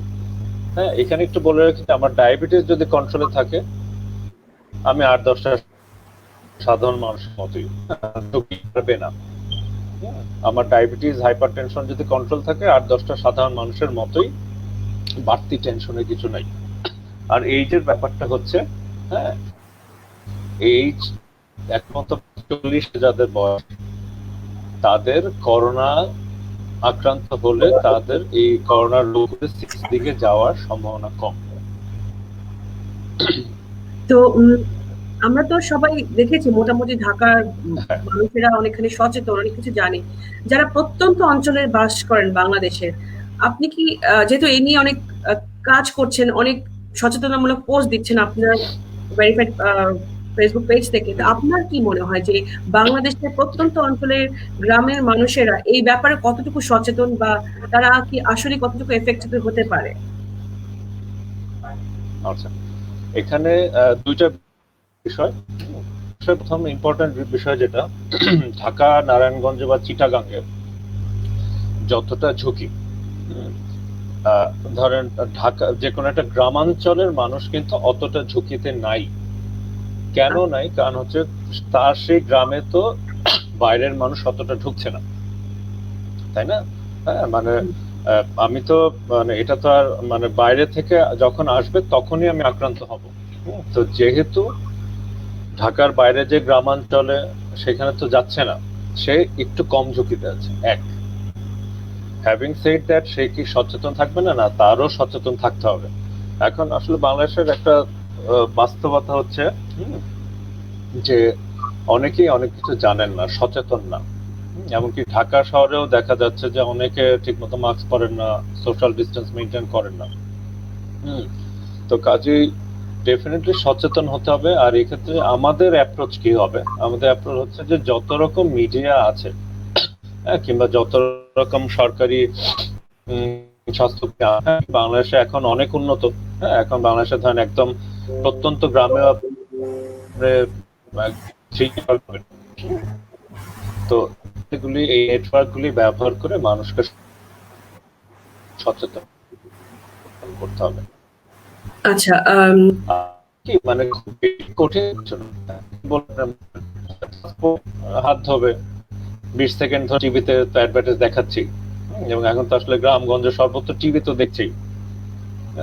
আসলে খুব বেশি কঠিন না, এবং আমি বিশ্বাস করি যে একসময় বাংলাদেশে ওই কাঁচা ল্যাট্রিনের বিরুদ্ধে আন্দোলন শুরু হলো যে পাকা ল্যাট্রিন ব্যবহার করুন, সবাই পাকা ল্যাট্রিন ব্যবহার করুন, সবাই টয়লেট শেষে হাত ধোন। এবং এখন কিন্তু বাংলাদেশে 99% মানুষ পাকা ল্যাট্রিন ব্যবহার করে। এটা কিন্তু একটা মানে রিমার্কেবল একটা। করোনার বিরুদ্ধে আসলে তাই আমি যদি কেবল কিছু প্রচারণা চালাই তাহলে এই সচেতনতা গুলো চলে আসবে। একজন জানতে চেয়েছেন যে গলা ব্যথা কি আমি আশাবাদী। একজন জানতে চেয়েছেন যে গলা ব্যথা কি করোনার সিমটমের মধ্যে পড়ে কিনা? গলা ব্যথা করোনার সিমটমের মধ্যে পড়ে। করোনার সিমটমের ভিতরে পড়ে, মনে রাখতে হবে জ্বর, গলা ব্যথা, শ্বাসকষ্ট, গা ব্যথা, মুখে রুচি পাচ্ছি না, নাকে গন্ধ পাচ্ছি না, ডেফিনেটলি এগুলো গলা ব্যথা পড়ে। প্রাইমারি সিমটম জানতে চাইছো? হ্যাঁ, প্রাইমারি সিমটমের ভেতরে পড়ে। কিন্তু আবারও বলছি, 1000টা কারণে গলা ব্যথা হতে পারে। 1000টা কারণে হতে পারে। আপনি কোনোভাবে এই টেনশন করবেন না যে আমার গলা ব্যথা হলো আমার করোনা। এখন সবকিছু ঘুরে ফিরে আমি একটা টিপস দিচ্ছি। আপনি কখন কনসার্ন হবেন, কখন টেনশন করবেন, দুইটা জিনিস খেয়াল রাখেন। আমার টিপসটা হচ্ছে জ্বর আছে কিনা, শ্বাসকষ্ট আছে কিনা, কাশি আছে কিনা। জ্বর, শ্বাসকষ্ট, কাশি, এইগুলি হলে আমি একটু ভয় পাবো। এবং তারপরে আমি প্রথমে দেখবো এটা খারাপের দিকে যাচ্ছে কিনা। প্রাইমারি ট্রিটমেন্টে যদি সেরে যায় তাহলে তো হলোই। আচ্ছা, মিনহাজুল আবেদিন জানতে চেয়েছেন, স্যার আপনার ফেসবুক পেজে করোনা রোগীদের জন্য ওষুধের প্রেসক্রিপশন দিয়েছিলেন, এখন কি সেটার কোনো পরিবর্তন করতে হবে না ওষুধগুলোই চলবে? আচ্ছা আচ্ছা, এখানে যদি বলেন যে করোনার প্রেসক্রিপশন কি, করোনার প্রেসক্রিপশন কি, যেহেতু ওই যে বললেন যে 100% যে এমন কোনো ওষুধ তো নাই যে আমার আজকে করোনা হলো, আমি একটা ওষুধ খেলাম 1 ঘন্টা পর ভালো হয়ে গেল। তো করোনার প্রেসক্রিপশন বা করোনার চিকিৎসা কিন্তু হচ্ছে মূলত সিমটোম্যাটিক। যেহেতু একটা ভাইরাল, এবং আসলে যে কোনো ভাইরাসেই কিন্তু সিমটোম্যাটিক চিকিৎসাটা হচ্ছে বড় চিকিৎসা। যে আমার জ্বর আছে, প্যারাসিটামল খাবো, পুষ্টিকর খাবার খাবো, প্রচুর পরিমাণে তরল পদার্থ খাবো। তো এই সিমটোমেটিক ট্রিটমেন্ট গুলি চলবে, এটাই হচ্ছে ইয়ে। আর উনি বলছে কোনো প্রেসক্রিপশনের পরিবর্তন আছে কিনা, না প্রেসক্রিপশনের পরিবর্তন নাই। এই কারণে, কারণ এখন আমি বলবো না যে আপনি পানি খাওয়া বন্ধ করে দেন। প্রেসক্রিপশন হচ্ছে আমার যে আপনি পুষ্টিকর খাবার খান, আপনি বেশি করে পানি খান, আপনি ইলেকট্রোলাইট ড্রিঙ্কস নেন, আপনি ভিটামিন, জিঙ্ক, যেগুলো আমার রোগ প্রতিরোধ ক্ষমতা বাড়ায় সেগুলো খান। জ্বর থাকলে প্যারাসিটামল খান, কাশি থাকলে অ্যান্টিহিস্টামিন খান, সেগুলো চলবে। আমি একটা লিখছি, সৈকত আসিফ রহমান, উনি আপনাদের কিন্তু বন্ধু হন, আপনার রিয়ালমেট। হ্যাঁ হ্যাঁ হ্যাঁ হ্যাঁ হ্যাঁ, গভর্নমেন্ট হ্যাভ সৈকত, তোমাকে অসংখ্য ধন্যবাদ। তুমি আমাদের সাথে থাকছো, সাপোর্ট দিচ্ছ। এবং সৈকত কিন্তু করোনা নিয়ে বেশ কিছু কাজ করছে, ও কাজগুলো বেশ প্রশংসনীয়। আচ্ছা আচ্ছা আচ্ছা, আসলে মানে সবাই যদি সচেতন থাকে না, তাহলে আসলে এই রোগ প্রতিরোধ করা কোনো ব্যাপার না। শুধুমাত্র আমাদের অসচেতনতার কারণেই কিন্তু আমরা এফেক্টেড হচ্ছি। আমরা অনেক সময় ভাবি যে আমার কিছু এক্স্যাক্টলি। হবে না, আমার হবে না, এটা বয়স্ক মানুষের হচ্ছে, এটা ডায়াবেটিক জি। পেশেন্ট হচ্ছে, এটা শ্বাসকষ্ট যাদের তাদের হচ্ছে। কিন্তু এটা এমন একটা ভাইরাস যেটা নিয়ে এখনো গবেষণা চলছে। সেটা শুরু চলছে। হয়েছিল গত বছরের সেই ডিসেম্বর মাস থেকে, এটা এখন জি। আজকে জুলাই মাস। So, এতদিন কিন্তু গবেষণায় যাচ্ছে যে কি আসলে করা যেতে পারে। আমরা কেউ জানি না যে আসলে কারা এফেক্টেড হতে পারে। হ্যাঁ, এটা একটু বোঝা যাচ্ছে এই সিমটম দেখে যে জানি না কিংবা 100% কনফার্ম না কোনো কিছু। 100% শিওর না যে আমরা কারা জি, এফেক্টেড হতে প্লাস পারে। হচ্ছে রোগটা কিন্তু চেঞ্জ হচ্ছে। এটা একটু হ্যাঁ, মাথায় রাখতে হবে। অনেকে অনেকে অনেকে ডব্লিউএইচও কে অভিযোগ করে, অনেকে বিভিন্ন ডাক্তারকে অভিযোগ করে, হ্যাঁ, যে ডাক্তার সাহেব আপনি কি বলে মার্চ মাসে এই কথা বলেছিলেন, তো এখন তো এটা এটা এখন এরকম দেখা যাচ্ছে। এক্স্যাক্টলি। তো অনেকে অভিযোগ করে। এই তাদের উদ্দেশ্যে আমি একটু বলবো, হ্যাঁ, মানে সুযোগ যেহেতু পেলাম একটু বলে রাখি, যেহেতু রোগটা চেঞ্জ হচ্ছে, করোনা কিন্তু এই ভাইরাসটা, সেই আরএনএ ভাইরাসটা কিন্তু জিন পরিবর্তন করছে, হ্যাঁ, এবং অলরেডি 9,000 বারের, মাথার উপর রাখবেন, 9,000 বারের বেশি এটা চেঞ্জ হয়েছে রোগটা। তো রোগটা হয় কি, তখন মানে মার্চ মাসে এই রোগটা একরকম থাকে, আবার এপ্রিল জুন মাসে আরেক রকম হয়ে যাচ্ছে। তো মাথায় রাখতে হবে, ডব্লিউএইচও কিন্তু একটা সময় এমন কিছু বলে নাই যে আমার নাকে ঘ্রাণ পাচ্ছি না। এটা কিন্তু করোনার উপসর্গ হিসেবে আগে ছিল, না। তাই না? জি। হ্যাঁ, কিন্তু এখন কিন্তু আমরা বলছি, কিংবা এখন ডাক্তাররা বলছি যে আপনি যদি নাকে ঘ্রাণ না পান, এটা করোনার একটা লক্ষণ, উপসর্গ। তো কাজেই মাথায় রাখতে হবে জিনিসটা চেঞ্জ হচ্ছে। তো কাজেই কাউকে আসলে দোষ দেওয়া উচিত না, কারণ হচ্ছে যেটা চেঞ্জ হবে সেটার স্বরূপ তো আমি বুঝতে পারছি না, তাই না? তো কাজে আমাদের একটু ফ্লেক্সিবল অ্যাপ্রোচেই যেতে হবে, যেহেতু 100% কনফার্ম না, যখন যেরকম তখন সেরকম অবস্থায় নিতে হবে। সেটাই, মানে এটা যেহেতু এখনো গবেষণার বিষয়, এখনো তো এটা বারবার কিন্তু জি, তার স্বরূপ চেঞ্জ করছে, বারবার তার চেঞ্জ রূপ চেঞ্জ করছে। করছে। তো বারবার গবেষণাও ভালো চেঞ্জ আসছে, অনেক কিছু অ্যাড হচ্ছে, জি, যেটাকে মনে করা হতো হ্যাঁ, সেটা হচ্ছে দেখা যাচ্ছে না। আবার নতুন করে অনেক কিছু আছে। তো সবকিছু কি আসলে একটু যেটা বলছেন যে সহনশীল দৃষ্টিতে দেখা উচিত। ডক্টররা সবাই চেষ্টা ফ্লেক্সিবল করছে। অ্যাপ্রোচ রাখতে হবে। জি। সেটাই। তো যেটা বলছিলাম যে আপনি বলছিলেন যে অনেক চেঞ্জ হচ্ছে। তো আমরা জানি যে ডায়াবেটিক, শ্বাসকষ্টের রোগী, এরা মূলত খুব বেশি এফেক্টেড হয় এই করোনা ভাইরাস থেকে। এছাড়াও জি। কি অন্য কোনো রোগের সম্ভাবনা বা আশঙ্কা যাদের আছে বা অন্য রোগের যারা আছে তারা কি হতে পারেন এই করোনা ভাইরাসের ভিকটিম, বা ওটা কি বলে এফেক্টেড আর কি, ভিকটিম তো না, মানে এফেক্টেড আর কি। আহ, সাধারণত হচ্ছে কারা বেশি আক্রান্ত, মানে আক্রান্ত হলে কারা বেশি জটিল আকার ধারণ করার সম্ভাবনা। হুম, যেহেতু এটা একটা শ্বাসযন্ত্রের রোগ, যাদের আগে থেকে শ্বাসযন্ত্রের সমস্যাগুলি আছে তারা বেশি আক্রান্ত হলে ক্ষতি হওয়ার সম্ভাবনা। হুম, আর হ্যাঁ, আর কারা, হার্টের অসুখ যাদের আছে, যাতে কিডনির সমস্যা আছে, হ্যাঁ, যাদের রোগ প্রতিরোধ ক্ষমতা কম, কিছু রোগ থাকে, রোগ প্রতিরোধ ক্ষমতা কম, যেমন এইচআইভি।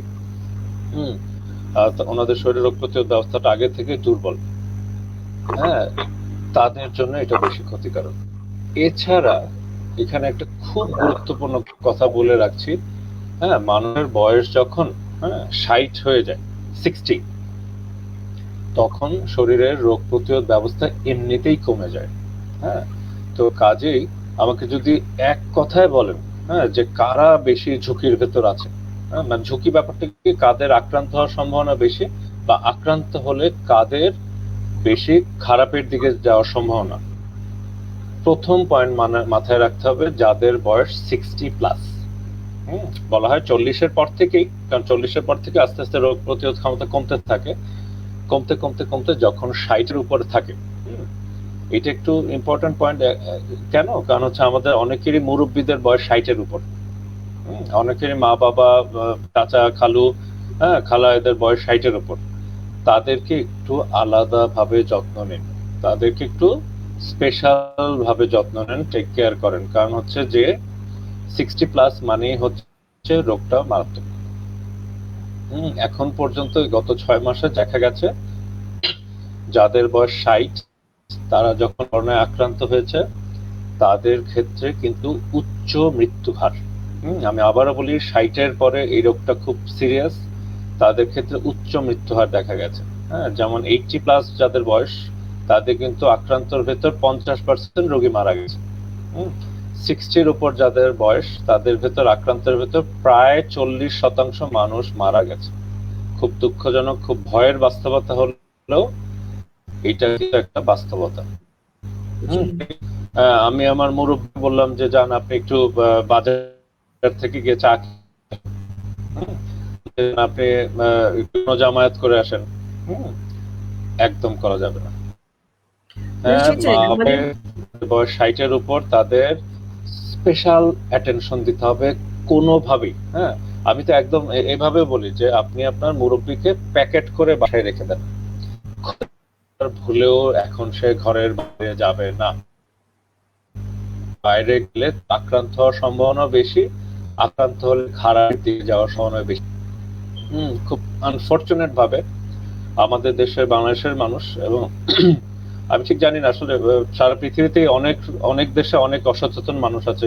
আমেরিকাতে ওই দিন টেক্সাসের একটা খবর পড়ছিলাম যে 20% মানুষও মাস্ক পরে না। কি ভয়াবহ অবস্থা! হ্যাঁ, ঘর থেকে বের হচ্ছে, মাস্ক পরছে না 20% মানুষও না। তারপরে ধরেন একটা আন্দোলন চলছে, কালোদের অধিকার নিয়ে একটা বর্ণবাদ বিরোধী একটা আন্দোলন চলছে।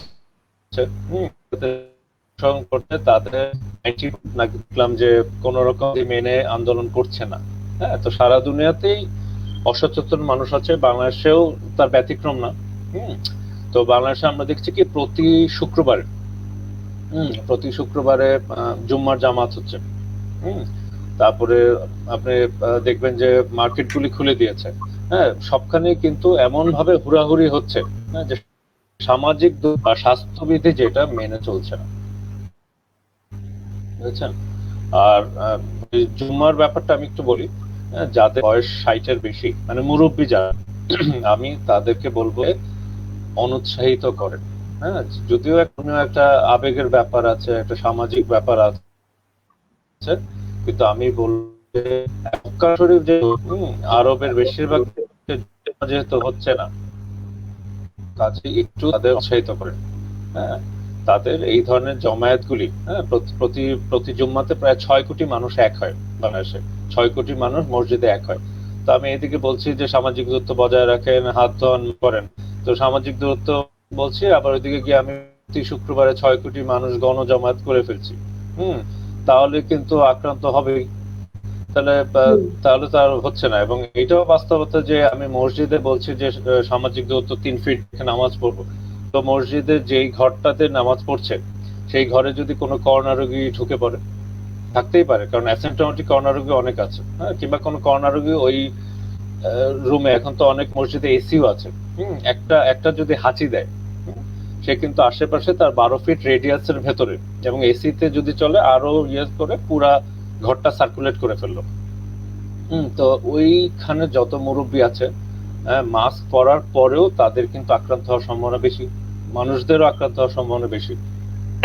তো কাজে আমি বলবো হ্যাঁ, ডেফিনেটলি একটা ইসলামী সেন্টিমেন্ট, একটা ধর্মীয় একটা চেতনার ব্যাপার আছে, কিন্তু আপনি এটাও মাথায় রাখবেন যেহেতু মহানবীও দুর্যোগের সময়, যে কোনো প্যান্ডেমিকের সময় বন্ধ রেখেছিলেন মসজিদ, আমি বলবো যে অনুৎসাহিত করেন, বিশেষ করে মুরব্বীদের বাসায়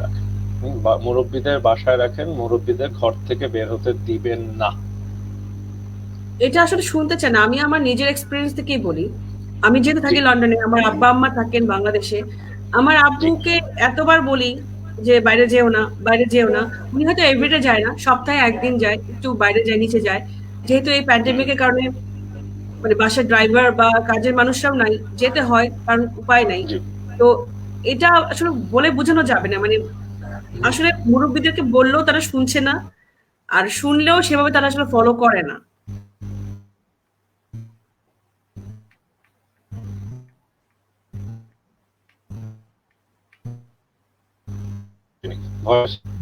আমার গ্রসারি আনতেই হবে, আমার দোকান থেকে কিছু কেনাকাটা করতেই হবে, সেইটা একটা ব্যাপার। হ্যাঁ, তখন আমি মাস্ক পরে, স্বাস্থ্যবিধি মেনে আমি সাবধানে গেলাম। হ্যাঁ, কিন্তু আমি যেই জিনিসগুলি বাসায় করলেও পারি, হ্যাঁ, ধরেন আমি বাসায় কিন্তু আমার যে ফরজ নামাজগুলি পড়লেও পারি, সেই জিনিসগুলি আসলে আমি মসজিদে গিয়ে না পড়লেও এখনকার প্রেক্ষাপটে চলে।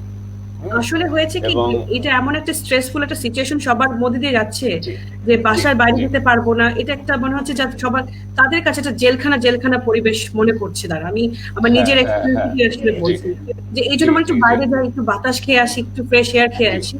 তো হ্যাঁ, এই হ্যাঁ, যে একটু ফ্রেশ এয়ার নিতে গিয়ে যে তুমি এফেক্টেড হবা না বা তোমার না, যে আসলে হয়ে যেতে পারে, কি করবা তখন? এই যে একটু সচেতন হওয়াটা খুব জরুরি আসলে।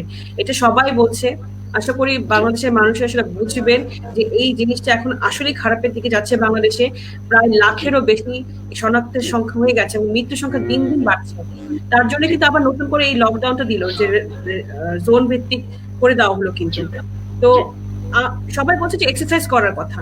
এক্সারসাইজ তো আসলে অনেক ঘরে বসে কি করা যেতে পারে এমন কি কোনো এক্সারসাইজ বা হাঁটবে যদি বলা হচ্ছে যে হাঁটার কথা বা 40 মিনিটস অবশ্যই। এক্সারসাইজ, এটা নিয়ে একটু যদি বলতেন একটু।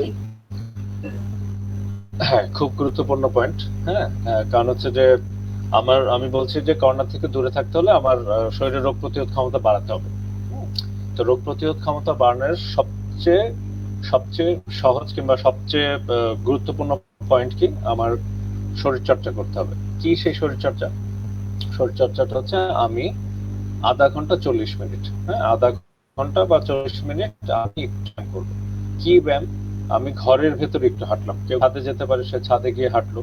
হুম, বাকিরা ঘরের ভেতরে হাঁটলো। আচ্ছা ডাক্তার সাহেব, আমার ঘরের ভেতর তো টানা হাঁটার জায়গা নেই। আপনি জায়গায় দাঁড়িয়ে স্ট্যান্ডিং জগিং বলে, হ্যাঁ, আমি জায়গায় দাঁড়িয়ে একটু জগিং করে নিলাম। কতক্ষণ জগিং? আপনি যদি না হাঁটতে পারেন 10 মিনিট জগিং করেন যাতে ঘাম হয়। কখন? আপনি করেন যে কোনো একটা সময়, 24 ঘন্টার ভিতর যে কোনো সময় আপনি 10 মিনিট জগিং করে নেন। হ্যাঁ, কিংবা আপনি গোসলে যাবেন তার আগে একটু 10 মিনিট জগিং করেন, একটু শরীরটা ঘামান, মোর দেন ইনাফ। আর এখানে একটা বলে রাখছি যে অনেকেই আমাকে বলছে যে করোনার জন্য নাকি শ্বাসযন্ত্রের ব্যায়াম করা দরকার। হুম, তো এই শ্বাসযন্ত্রের ব্যায়াম বা ব্রিদিং এক্সারসাইজ বা বিষয়টা কি? এখানে একটু মজার কাহিনী বলি। মোটামুটি 80% রোগী আমাকে বলেছে যে ডাক্তার সাহেব, আমি ইউটিউবে দেখলাম যে ব্রিদিং এক্সারসাইজ, তারপরে ফেসবুকে বিভিন্ন পেজে দেখলাম ব্রিদিং এক্সারসাইজ, হ্যাঁ, কিছু লেখাতে পড়লাম, তা আমি না বুঝি নাই। হুম, এবং আসলে এমন জটিল ভাবে বলে যে আপনি ডান নাক বন্ধ করেন, বাম নাক বন্ধ করেন, হ্যাঁ, এটা করেন, ডান কাঁথন বাম কাঁথন, আসলে বোঝা খুব কঠিন। কি বলতে চাচ্ছে? সহজবোধ্য না। আমি খুব সহজ একটা অ্যাপ্রোচ বলে দিচ্ছি। হ্যাঁ, একটা অ্যাপ্রোচ হচ্ছে আপনি বুক ভরে শ্বাস নেবেন, শ্বাসটা নিলাম, হ্যাঁ, ভেতরে 10 সেকেন্ড চেপে রাখলাম দমটা, তারপর ছেড়ে দিলাম। হ্যাঁ, এই ব্যায়ামটা 5 সেট সকালবেলা করেন, 5 সেট করে বিকাল বেলা করেন, মোর দেন। হ্যাঁ, আপনি 10 মিনিট জগিং করেন কিংবা বাসার ভিতরে আধা ঘন্টা হাঁটেন, আর এরকম শ্বাস নেন, চেপে রাখেন, শ্বাস ছেড়ে দেন। হ্যাঁ, 5 মিনিট করেন সকালে, 5 মিনিট বিকালে, মোর দেন এনাফ। এইটাই হচ্ছে শ্বাসযন্ত্রের ব্যায়াম। আচ্ছা, একটা কোয়েশ্চেন নিচ্ছি যে শিবলু সাহেব উনি জানতে চেয়েছেন, sir is that possible to advice me in this virtual platform? হ্যাঁ, জি, আসলে আমরা এতক্ষণ যে আলোচনাগুলো করলাম, হ্যাঁ, এই প্রতিটা অ্যাডভাইস আসলে সারা বিশ্বের যে যেখানে শুনছেন সবার জন্য, যে প্রশ্ন করছেন ওনার জন্য। হ্যাঁ, এবং আসলে অ্যাডভাইস যদি বলেন, অ্যাডভাইস আসলে খুব ছিনা। অ্যাডভাইস হচ্ছে আমার করোনা হয় নাই, আমি কি করব? আর আমার করোনা হয়েছে, আমি কি করব? আমার করোনা হয় নাই, আমি ঘরের বাইরে গেলে মাস্ক পরবো, হুম, আমি সামাজিক দূরত্ব মেনে চলবো, আমি বারবার হাত ধোবো। দেখেন না, মাত্র 1 2 3 তিনটা মাত্র অ্যাডভাইস আপনার জন্য। আর আমার করোনা হয়ে গেছে বা করোনার উপসর্গ দেখা দিচ্ছে, তখন আমি কি করব? আমি প্রথমে নিজেকে আইসোলেটেড করে ফেলবো, সাধারণ কিছু ওষুধ যেমন প্যারাসিটামল, অ্যান্টিহিস্টামিন, হ্যাঁ, বেশি করে পানি, এগুলো খেয়ে কয়েকদিন দেখবো যে কমে কিনা। তাও যদি না কমে আমি টেস্ট কিংবা অন্য ডাক্তারের শরণাপন্ন হবো। ঠিক আছে, আশা করি উনি পেয়েছেন ওনার ভার্চুয়াল অ্যাডভাইসটা আপনার কাছ থেকে। আমি আরেকটা কোয়েশ্চেন নিচ্ছি। জয়নাল ইবনে আব্দুল্লাহ বলেছেন, আমার ওয়াইফের সিজার হয়েছে আজকে 8 দিন হলো, তার শরীরে পানি এসেছে, পা ফুলে গেছে, ঘুম থেকে ওঠার পর শ্বাসকষ্ট হচ্ছে, বুকে ব্যথা করতেছে, কি করণীয়? জ্বর নেই, কাশি সর্দি নেই, দয়া করে প্রশ্নটি নেন please। জি, আবারও বলছি যে ঘাবড়াবেন না, এরকম কোনো টেনশন করবেন না যে আপনার স্ত্রীর করোনা হয়েছে।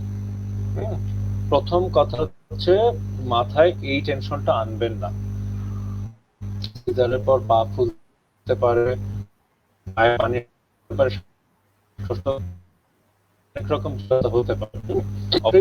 যেই গাইনি বিশেষজ্ঞ ওনাকে দেখেছেন, হ্যাঁ, সেই গাইনি বিশেষজ্ঞের সাথে যোগাযোগ করুন, পরামর্শ নিন। হ্যাঁ, এখন দরকার হলে কি হাসপাতালে গিয়ে দেখাতে হবে? হাসপাতালে দেখানোর দরকার নাই। যেখানে যে গাইনি বিশেষজ্ঞ ম্যাডাম অপারেশনটা করেছে, একটু তার সাথে ফোনে পরামর্শ করেন। কারণ সিজারের যে অ্যানাস্থেসিয়া দেওয়া হয়, সেই অ্যানাস্থেসিয়া থেকেও এই উপসর্গগুলি দেখা দিতে পারে। তো কাজেই একটু বিশেষজ্ঞের পরামর্শ নেন, দরকার হলে টেলিফোনে বিশেষজ্ঞের পরামর্শ নেন, কিন্তু খবরদার মাথার ভিতর আনবেন না যে আমার ওয়াইফের করোনা হলো কিনা। এই চিন্তাটা বাদ দিয়ে বাকি যে কিনা বা পোস্ট মানে যে অপারেশনের পর কিছু জটিলতা দেখা দেয়, সে থেকে হচ্ছে কিনা এই আগে বের করেন। আমি আরেকটা কোয়েশ্চেন নিচ্ছি। সাইমা সাকুরা উনি বলছেন 2 তারিখে 2 দিনের জ্বর ছিল, 2 দিন স্মেল পাইনি, বুকে চাপ, শ্বাস নিতে কষ্ট হতো, ডক্টর দেখানোর পর বলল গ্যাসের প্রবলেম, দেখে ওষুধ দিয়েছে, ওষুধ খাওয়ার পর কিছুটা ভালো, তবে বুকের চাপ, দম বন্ধ ভাবটা যাচ্ছে না। আজ ডক্টরের কাছে আবার যাওয়ার পর মনাস দিয়েছে, 10 তারিখে টেস্ট দিয়েছি, এখনো রিপোর্ট পাইনি, আমি কি করব এখন? আর কোনো প্রবলেম নাই, দম বন্ধ ভাব ছাড়া। মানে আপনি শুনতে পেরেছেন? জি জি, হ্যাঁ হ্যাঁ হ্যাঁ জি। তাহলে ওই আবার আগের কথাই প্যানিক হব না যে আমার করোনা হলো কিনা, করবো না, বাড়তি টেনশন করবো না, তাহলে পালপিটেশন শুরু হয়ে যাবে। হ্যাঁ, খুব সহজ, স্বাভাবিক, ফ্লেক্সিবল অ্যাপ্রোচ বজায় রাখি। হ্যাঁ, যে আমি একটু দেখি জ্বর হচ্ছে, জ্বরের জন্য একটু প্যারাসিটামল খাই, হ্যাঁ, একটু উপসর্গগুলো অনুযায়ী ট্রিটমেন্ট নেই, স্বাভাবিক থাকি। তারপর যদি দেখি যে খারাপের দিকে যাচ্ছে, তখন আমরা করোনা টেস্ট বা অন্যান্য ডাক্তারের জি। আসলে অনেক কোয়েশ্চেন আসছে। হ্যাঁ, আসলে এটা নিয়ে আসলে কথা বলতে থাকলে শেষ হতে চাইবে না। কারণ আমরা সবাই খুবই চিন্তিত, সবাই খুব দুশ্চিন্তাগ্রস্ত। তো কাজেই এটা নিয়ে অনেক বেশি আলোচনা, সবারই মাথার ভিতরে প্রশ্ন থাকতেই পারে। তো কাজে হ্যাঁ বলেন। আমি একটা লাস্ট কোয়েশ্চেন নিচ্ছি। উনি বারবার জানতে চেয়েছেন, সেটা হচ্ছে যে জয়নাল স্যার জানতে চেয়েছেন যে স্যার আমার বড় ভাইয়ের করোনা পজিটিভ, নাকের ঘ্রাণ নাই, আর কোনো উপসর্গ নাই, এখন কি করণীয়, জানলে উপকৃত হব। আচ্ছা, হ্যাঁ, এখানে আসলে উনি যেহেতু বাংলাদেশ থেকে বলছে, এখানে একটা প্রশ্নের উত্তর দিয়ে দিই যে মানে ইন্ডিয়ার সায়েন্টিস্টরা একটা রিসার্চ করে দেখেছেন, আর সাথে বাংলাদেশের ঢাকা বিশ্ববিদ্যালয়ের কি বলে জিনতত্ত্ব গবেষকরা একটা রিসার্চ করে দেখেছেন এই যেই করোনাটা হচ্ছে, সেইটার করোনাটার মূলত মোটা দাগে 2 রকম করোনা। একটা হচ্ছে চায়না থেকে যেটা এসেছে, একটা হচ্ছে ইটালি থেকে যেটা এসেছে। বিশেষ করে বাংলাদেশের ক্ষেত্রে বলতে গেলে ইটালি থেকে আসা করোনা আর চায়না থেকে আসা করোনা, দুই রকম করোনা আমাদের রোগগুলি সৃষ্টি করছে। তবে চায়না থেকে যে করোনাটা এসেছে, সেইটা যে রোগটা করে সেইটা তেমন কোনো সিরিয়াস কিছু না, এবং বাংলাদেশ ক্ষেত্রে করোনার যেসব রোগী দেখা যাচ্ছে এগুলো মৃদু উপসর্গ, এবং জ্বর হচ্ছে, একটু ঘ্রাণ নিতে পারছে না, হ্যাঁ, তারপর সেরে যাচ্ছে। তো কাজেই মাথায় রাখতে হবে যে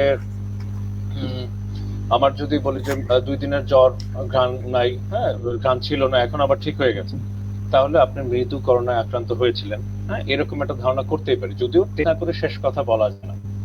কিন্তু আমি এটুকু বলবো যে আমার মৃদু উপসর্গের করোনায় কিন্তু 85% to 90%। কাজেই আলাদা টেনশনের কিছু নেই, সাধারণ চিকিৎসা গ্রহণ করেন। আবার এখানে একটু বলে রাখি, করোনা হলে কি হাসপাতাল না, বাংলাদেশে 90% মানুষ বাসাতেই চিকিৎসা নিচ্ছেন করোনা রোগীর, আইসোলেশনে থেকে 14 দিন থেকে 21 দিন বাসাতে চিকিৎসা নিয়ে 90% রোগী সুস্থ হয়ে যাচ্ছে। কাজেই বাড়তি টেনশনের কিছু নাই। আসলে এই ভাইরাসটা আসার পর থেকে আসলে আমাদের সবার মনে অনেক কোয়েশ্চেন, অনেক জানার, এটা খুব ভালো যে আমরা জানতে চাচ্ছি। আমাদের এটা একটা ভালো লক্ষণ যে আমরা সচেতনও হচ্ছি, আবার কিছু মানুষ এটাকে আবার খুব অবহেলাও করছে। কিন্তু একটা বিষয়, এই ভাইরাস থেকে নিজেকে রক্ষা করা, সচেতন হতে হবে। সচেতনতার একমাত্র উপায় এই ভাইরাস থেকে নিজেকে প্রোটেক্ট করতে হবে। আমি এখানে আমি একটা কোরআন শরীফের একটা আমি একটু থামালাম। হ্যাঁ, আমি কোরআন শরীফের একটা আয়াত একটু বলে দিচ্ছি। হ্যাঁ, কোরআনে একটা আয়াত আছে যে আল্লাহ নবীকে বলছেন যে, হে নবী, আপনি বলুন যে জানে আর যে জানে না তার এক। হ্যাঁ, প্রশ্ন করছে। তো মানে ব্যাপারটা হচ্ছে যে জানে আর যে জানে না তাদের ভিতর আকাশ পাতাল তফাৎ, আকাশ পাতাল। তো কাজেই আমাদের অ্যাপ্রোচটাই হবে যে জানে না তাকে জানানো। আচ্ছা, আমি একটা কি কোয়েশ্চেন নিতে পারি? সে বারবার কোয়েশ্চেনটা করছে, আমি কি নিতে পারি? হ্যাঁ, জি জি, আমরা শেষ একটা প্রশ্ন নেই। হ্যাঁ, এমডি আলমগীর উনি জানতে চেয়েছেন, আমার দীর্ঘ 2 দিন যাবত জ্বর, হালকা হালকা গলা ব্যথা, নাপা খেলেও কমে, কিন্তু একেবারেই ভালো হয় না, আবার খারাপের দিকেও যাচ্ছে না। এমন অবস্থা কি করতে পারি, কিংবা কোনো ওষুধ খাবো? আপনার প্রতি উত্তর হচ্ছে যে প্রথম কথা, ঘাবড়াবেন না। 2 নম্বর হচ্ছে সাধারণ চিকিৎসা গ্রহণ করেন, দেখেন কোন দিকে যাচ্ছে। সাধারণ জ্বরের জন্য নাপা, কাশির জন্য অ্যান্টিহিস্টামিন নিয়ে বেশি করে পানি, রোগ প্রতিরোধের যে স্বাভাবিক নিয়মগুলি, পুষ্টিকর খাবার, ব্যায়াম, এগুলো করতে থাকেন। একটু দেখেন, এখনই আপনার করোনা টেস্টেরও কোনো দরকার নেই, ডাক্তারের কাছে যাবারও দরকার নেই, কিংবা হয়তো আতঙ্কিত হওয়ার দরকার নেই। বাসায় থাকেন, স্বাভাবিক চিকিৎসা গ্রহণ করেন। তো থ্যাংক ইউ আপনাকে, এত সময় আমাদেরকে দিয়েছেন, আপনার মূল্যবান সময় থেকে। আমি জানি আপনি ভীষণ ব্যস্ত, আর এই লাইভটা অবশ্যই সেভ করা থাকবে। যদি আপনাদের কোনো কোয়েশ্চেন থাকে আমাকে এখানে দিতে পারেন, আমি ডক্টর জাকিরকে এটা দিয়ে দিব, উনি সময় সুযোগ পেলে আপনাদের আনসার দিবেন। তো আশা করি সবার আজকে এই লাইভ ডিসকাশনটা অনেকের উপকারে আসছে। আর যদি আপনি কিছু বলতেন, যদি আপনি লাস্ট কিছু কথা যদি বলতেন সবার উদ্দেশ্যে। প্রথমেই কিশোর আপনাকেও ধন্যবাদ জানাচ্ছি। আসলে আমরা সবাই ব্যস্ত, সবারই দৈনন্দিন ব্যস্ততা তো থাকেই। তো এর ভেতর এত মূল্যবান একটা টপিক নিয়ে এসেছেন, হ্যাঁ, এবং সারা পৃথিবীর মানুষ যাতে উপকৃত হয়, বিশেষ করে বাংলা ভাষাভাষীরা। তো এরকম একটা ইম্পর্টেন্ট টপিক নিয়ে ডিসকাশনে আসার জন্য আপনাকেও ধন্যবাদ, এরকম একটা প্ল্যাটফর্ম ক্রিয়েট করার জন্য ধন্যবাদ। তো সারা বিশ্বের কিংবা যত মানুষ আছে, বাংলা ভাষাভাষী আছে যে যেখানে, তাদের প্রতি আমার শেষ কথা হচ্ছে কি, যে এই জিনিসটা কিন্তু চিরকালীন না। হ্যাঁ, অতীতে যতবার এরকম মহা দুর্যোগ নেমে এসেছে পৃথিবীতে, একটা সার্টেন লেভেলের পর ঠিক হয়ে গেছে। হ্যাঁ, সেই প্লাবন থেকে 90 দিন পরে কিন্তু নৌকাটা গিয়ে ডাঙ্গাতে একটা স্থির হয়েছিল। হ্যাঁ, তো যত বড় বড় দুর্যোগ, মহা দুর্যোগ, প্যান্ডেমিক দেখা দিয়েছে, একটা নির্দিষ্ট সময়ের পর এটা শেষ হয়েছে। কাজে এইরকম ভয়, এরকম চিন্তা মাথাতে কোনো সময় আনবেন না যে এটা অনন্ত সময় ধরে চলবে, অন্তহীন সময় ধরে চলবে। হতে পারে 3 মাস, হতে পারে 6 মাস, হতে পারে 1 বছর, কিন্তু এটা শেষ হবেই। এক সময় ভ্যাকসিন আবিষ্কার হবে ইনশাল্লাহ। হ্যাঁ, এক সময় ইনশাল্লাহ এটা শেষ হবে, ভ্যাকসিন, ওষুধ, চিকিৎসা, হ্যাঁ, এইটা কেটে যাবেই। তো কাজেই বাড়তি টেনশন করব না, প্যানিক হব না। হ্যাঁ, আমরা সচেতন থাকবো, সাবধান থাকবো, সতর্ক থাকবো, ইনশাআল্লাহ ঠিক হয়ে যাবে সবকিছু। ইনশাআল্লাহ সেই প্রার্থনাই আমাদের। আমরা মাস্ক ছাড়া মুক্ত পৃথিবীর নিঃশ্বাস নেব, মুক্ত নিঃশ্বাস নেব। সো সবাই ভালো থাকবেন। আশা করি আমাদের ডক্টর জাকির হোসেন যা বলেছেন আজকে আপনারা সবাই সাথে মেনে চলবেন, সচেতন থাকবেন, ভালো থাকবেন, নিরাপদে থাকবেন। ইনশাআল্লাহ এই কোভিড-19, এই করোনা ভাইরাস একদিন আমরা সবাই জয় করবই। তো সেই পর্যন্ত ভালো থাকবেন, সুস্থ থাকবেন, নিরাপদে থাকবেন, আর যা যা বলা হয়েছে মেনে চলবেন। আবারও দেখা হবে। আর এই তো, আপনাকে অনেক অনেক ধন্যবাদ আমাদের সাথে থাকার জন্য ডক্টর জাকির হোসেন। আবারও অনেক অনেক থ্যাঙ্কস যে আপনার এত সময়ের ব্যস্ত সময়ের মাঝখান থেকে একটু সময় দিয়েছেন। অনেকক্ষণ আপনাকে আটকিয়ে রেখেছিলাম আজকে। আপনাকে আমরা আবারও পাবো ভবিষ্যতে, আমাদের আবার কোনো ডিসকাশনে নিয়ে আসবো আপনাকে ইনশাআল্লাহ। তো সবাই ভালো থাকবেন, দেখা হবে আবারও। আল্লাহ হাফেজ। আসসালামু আলাইকুম।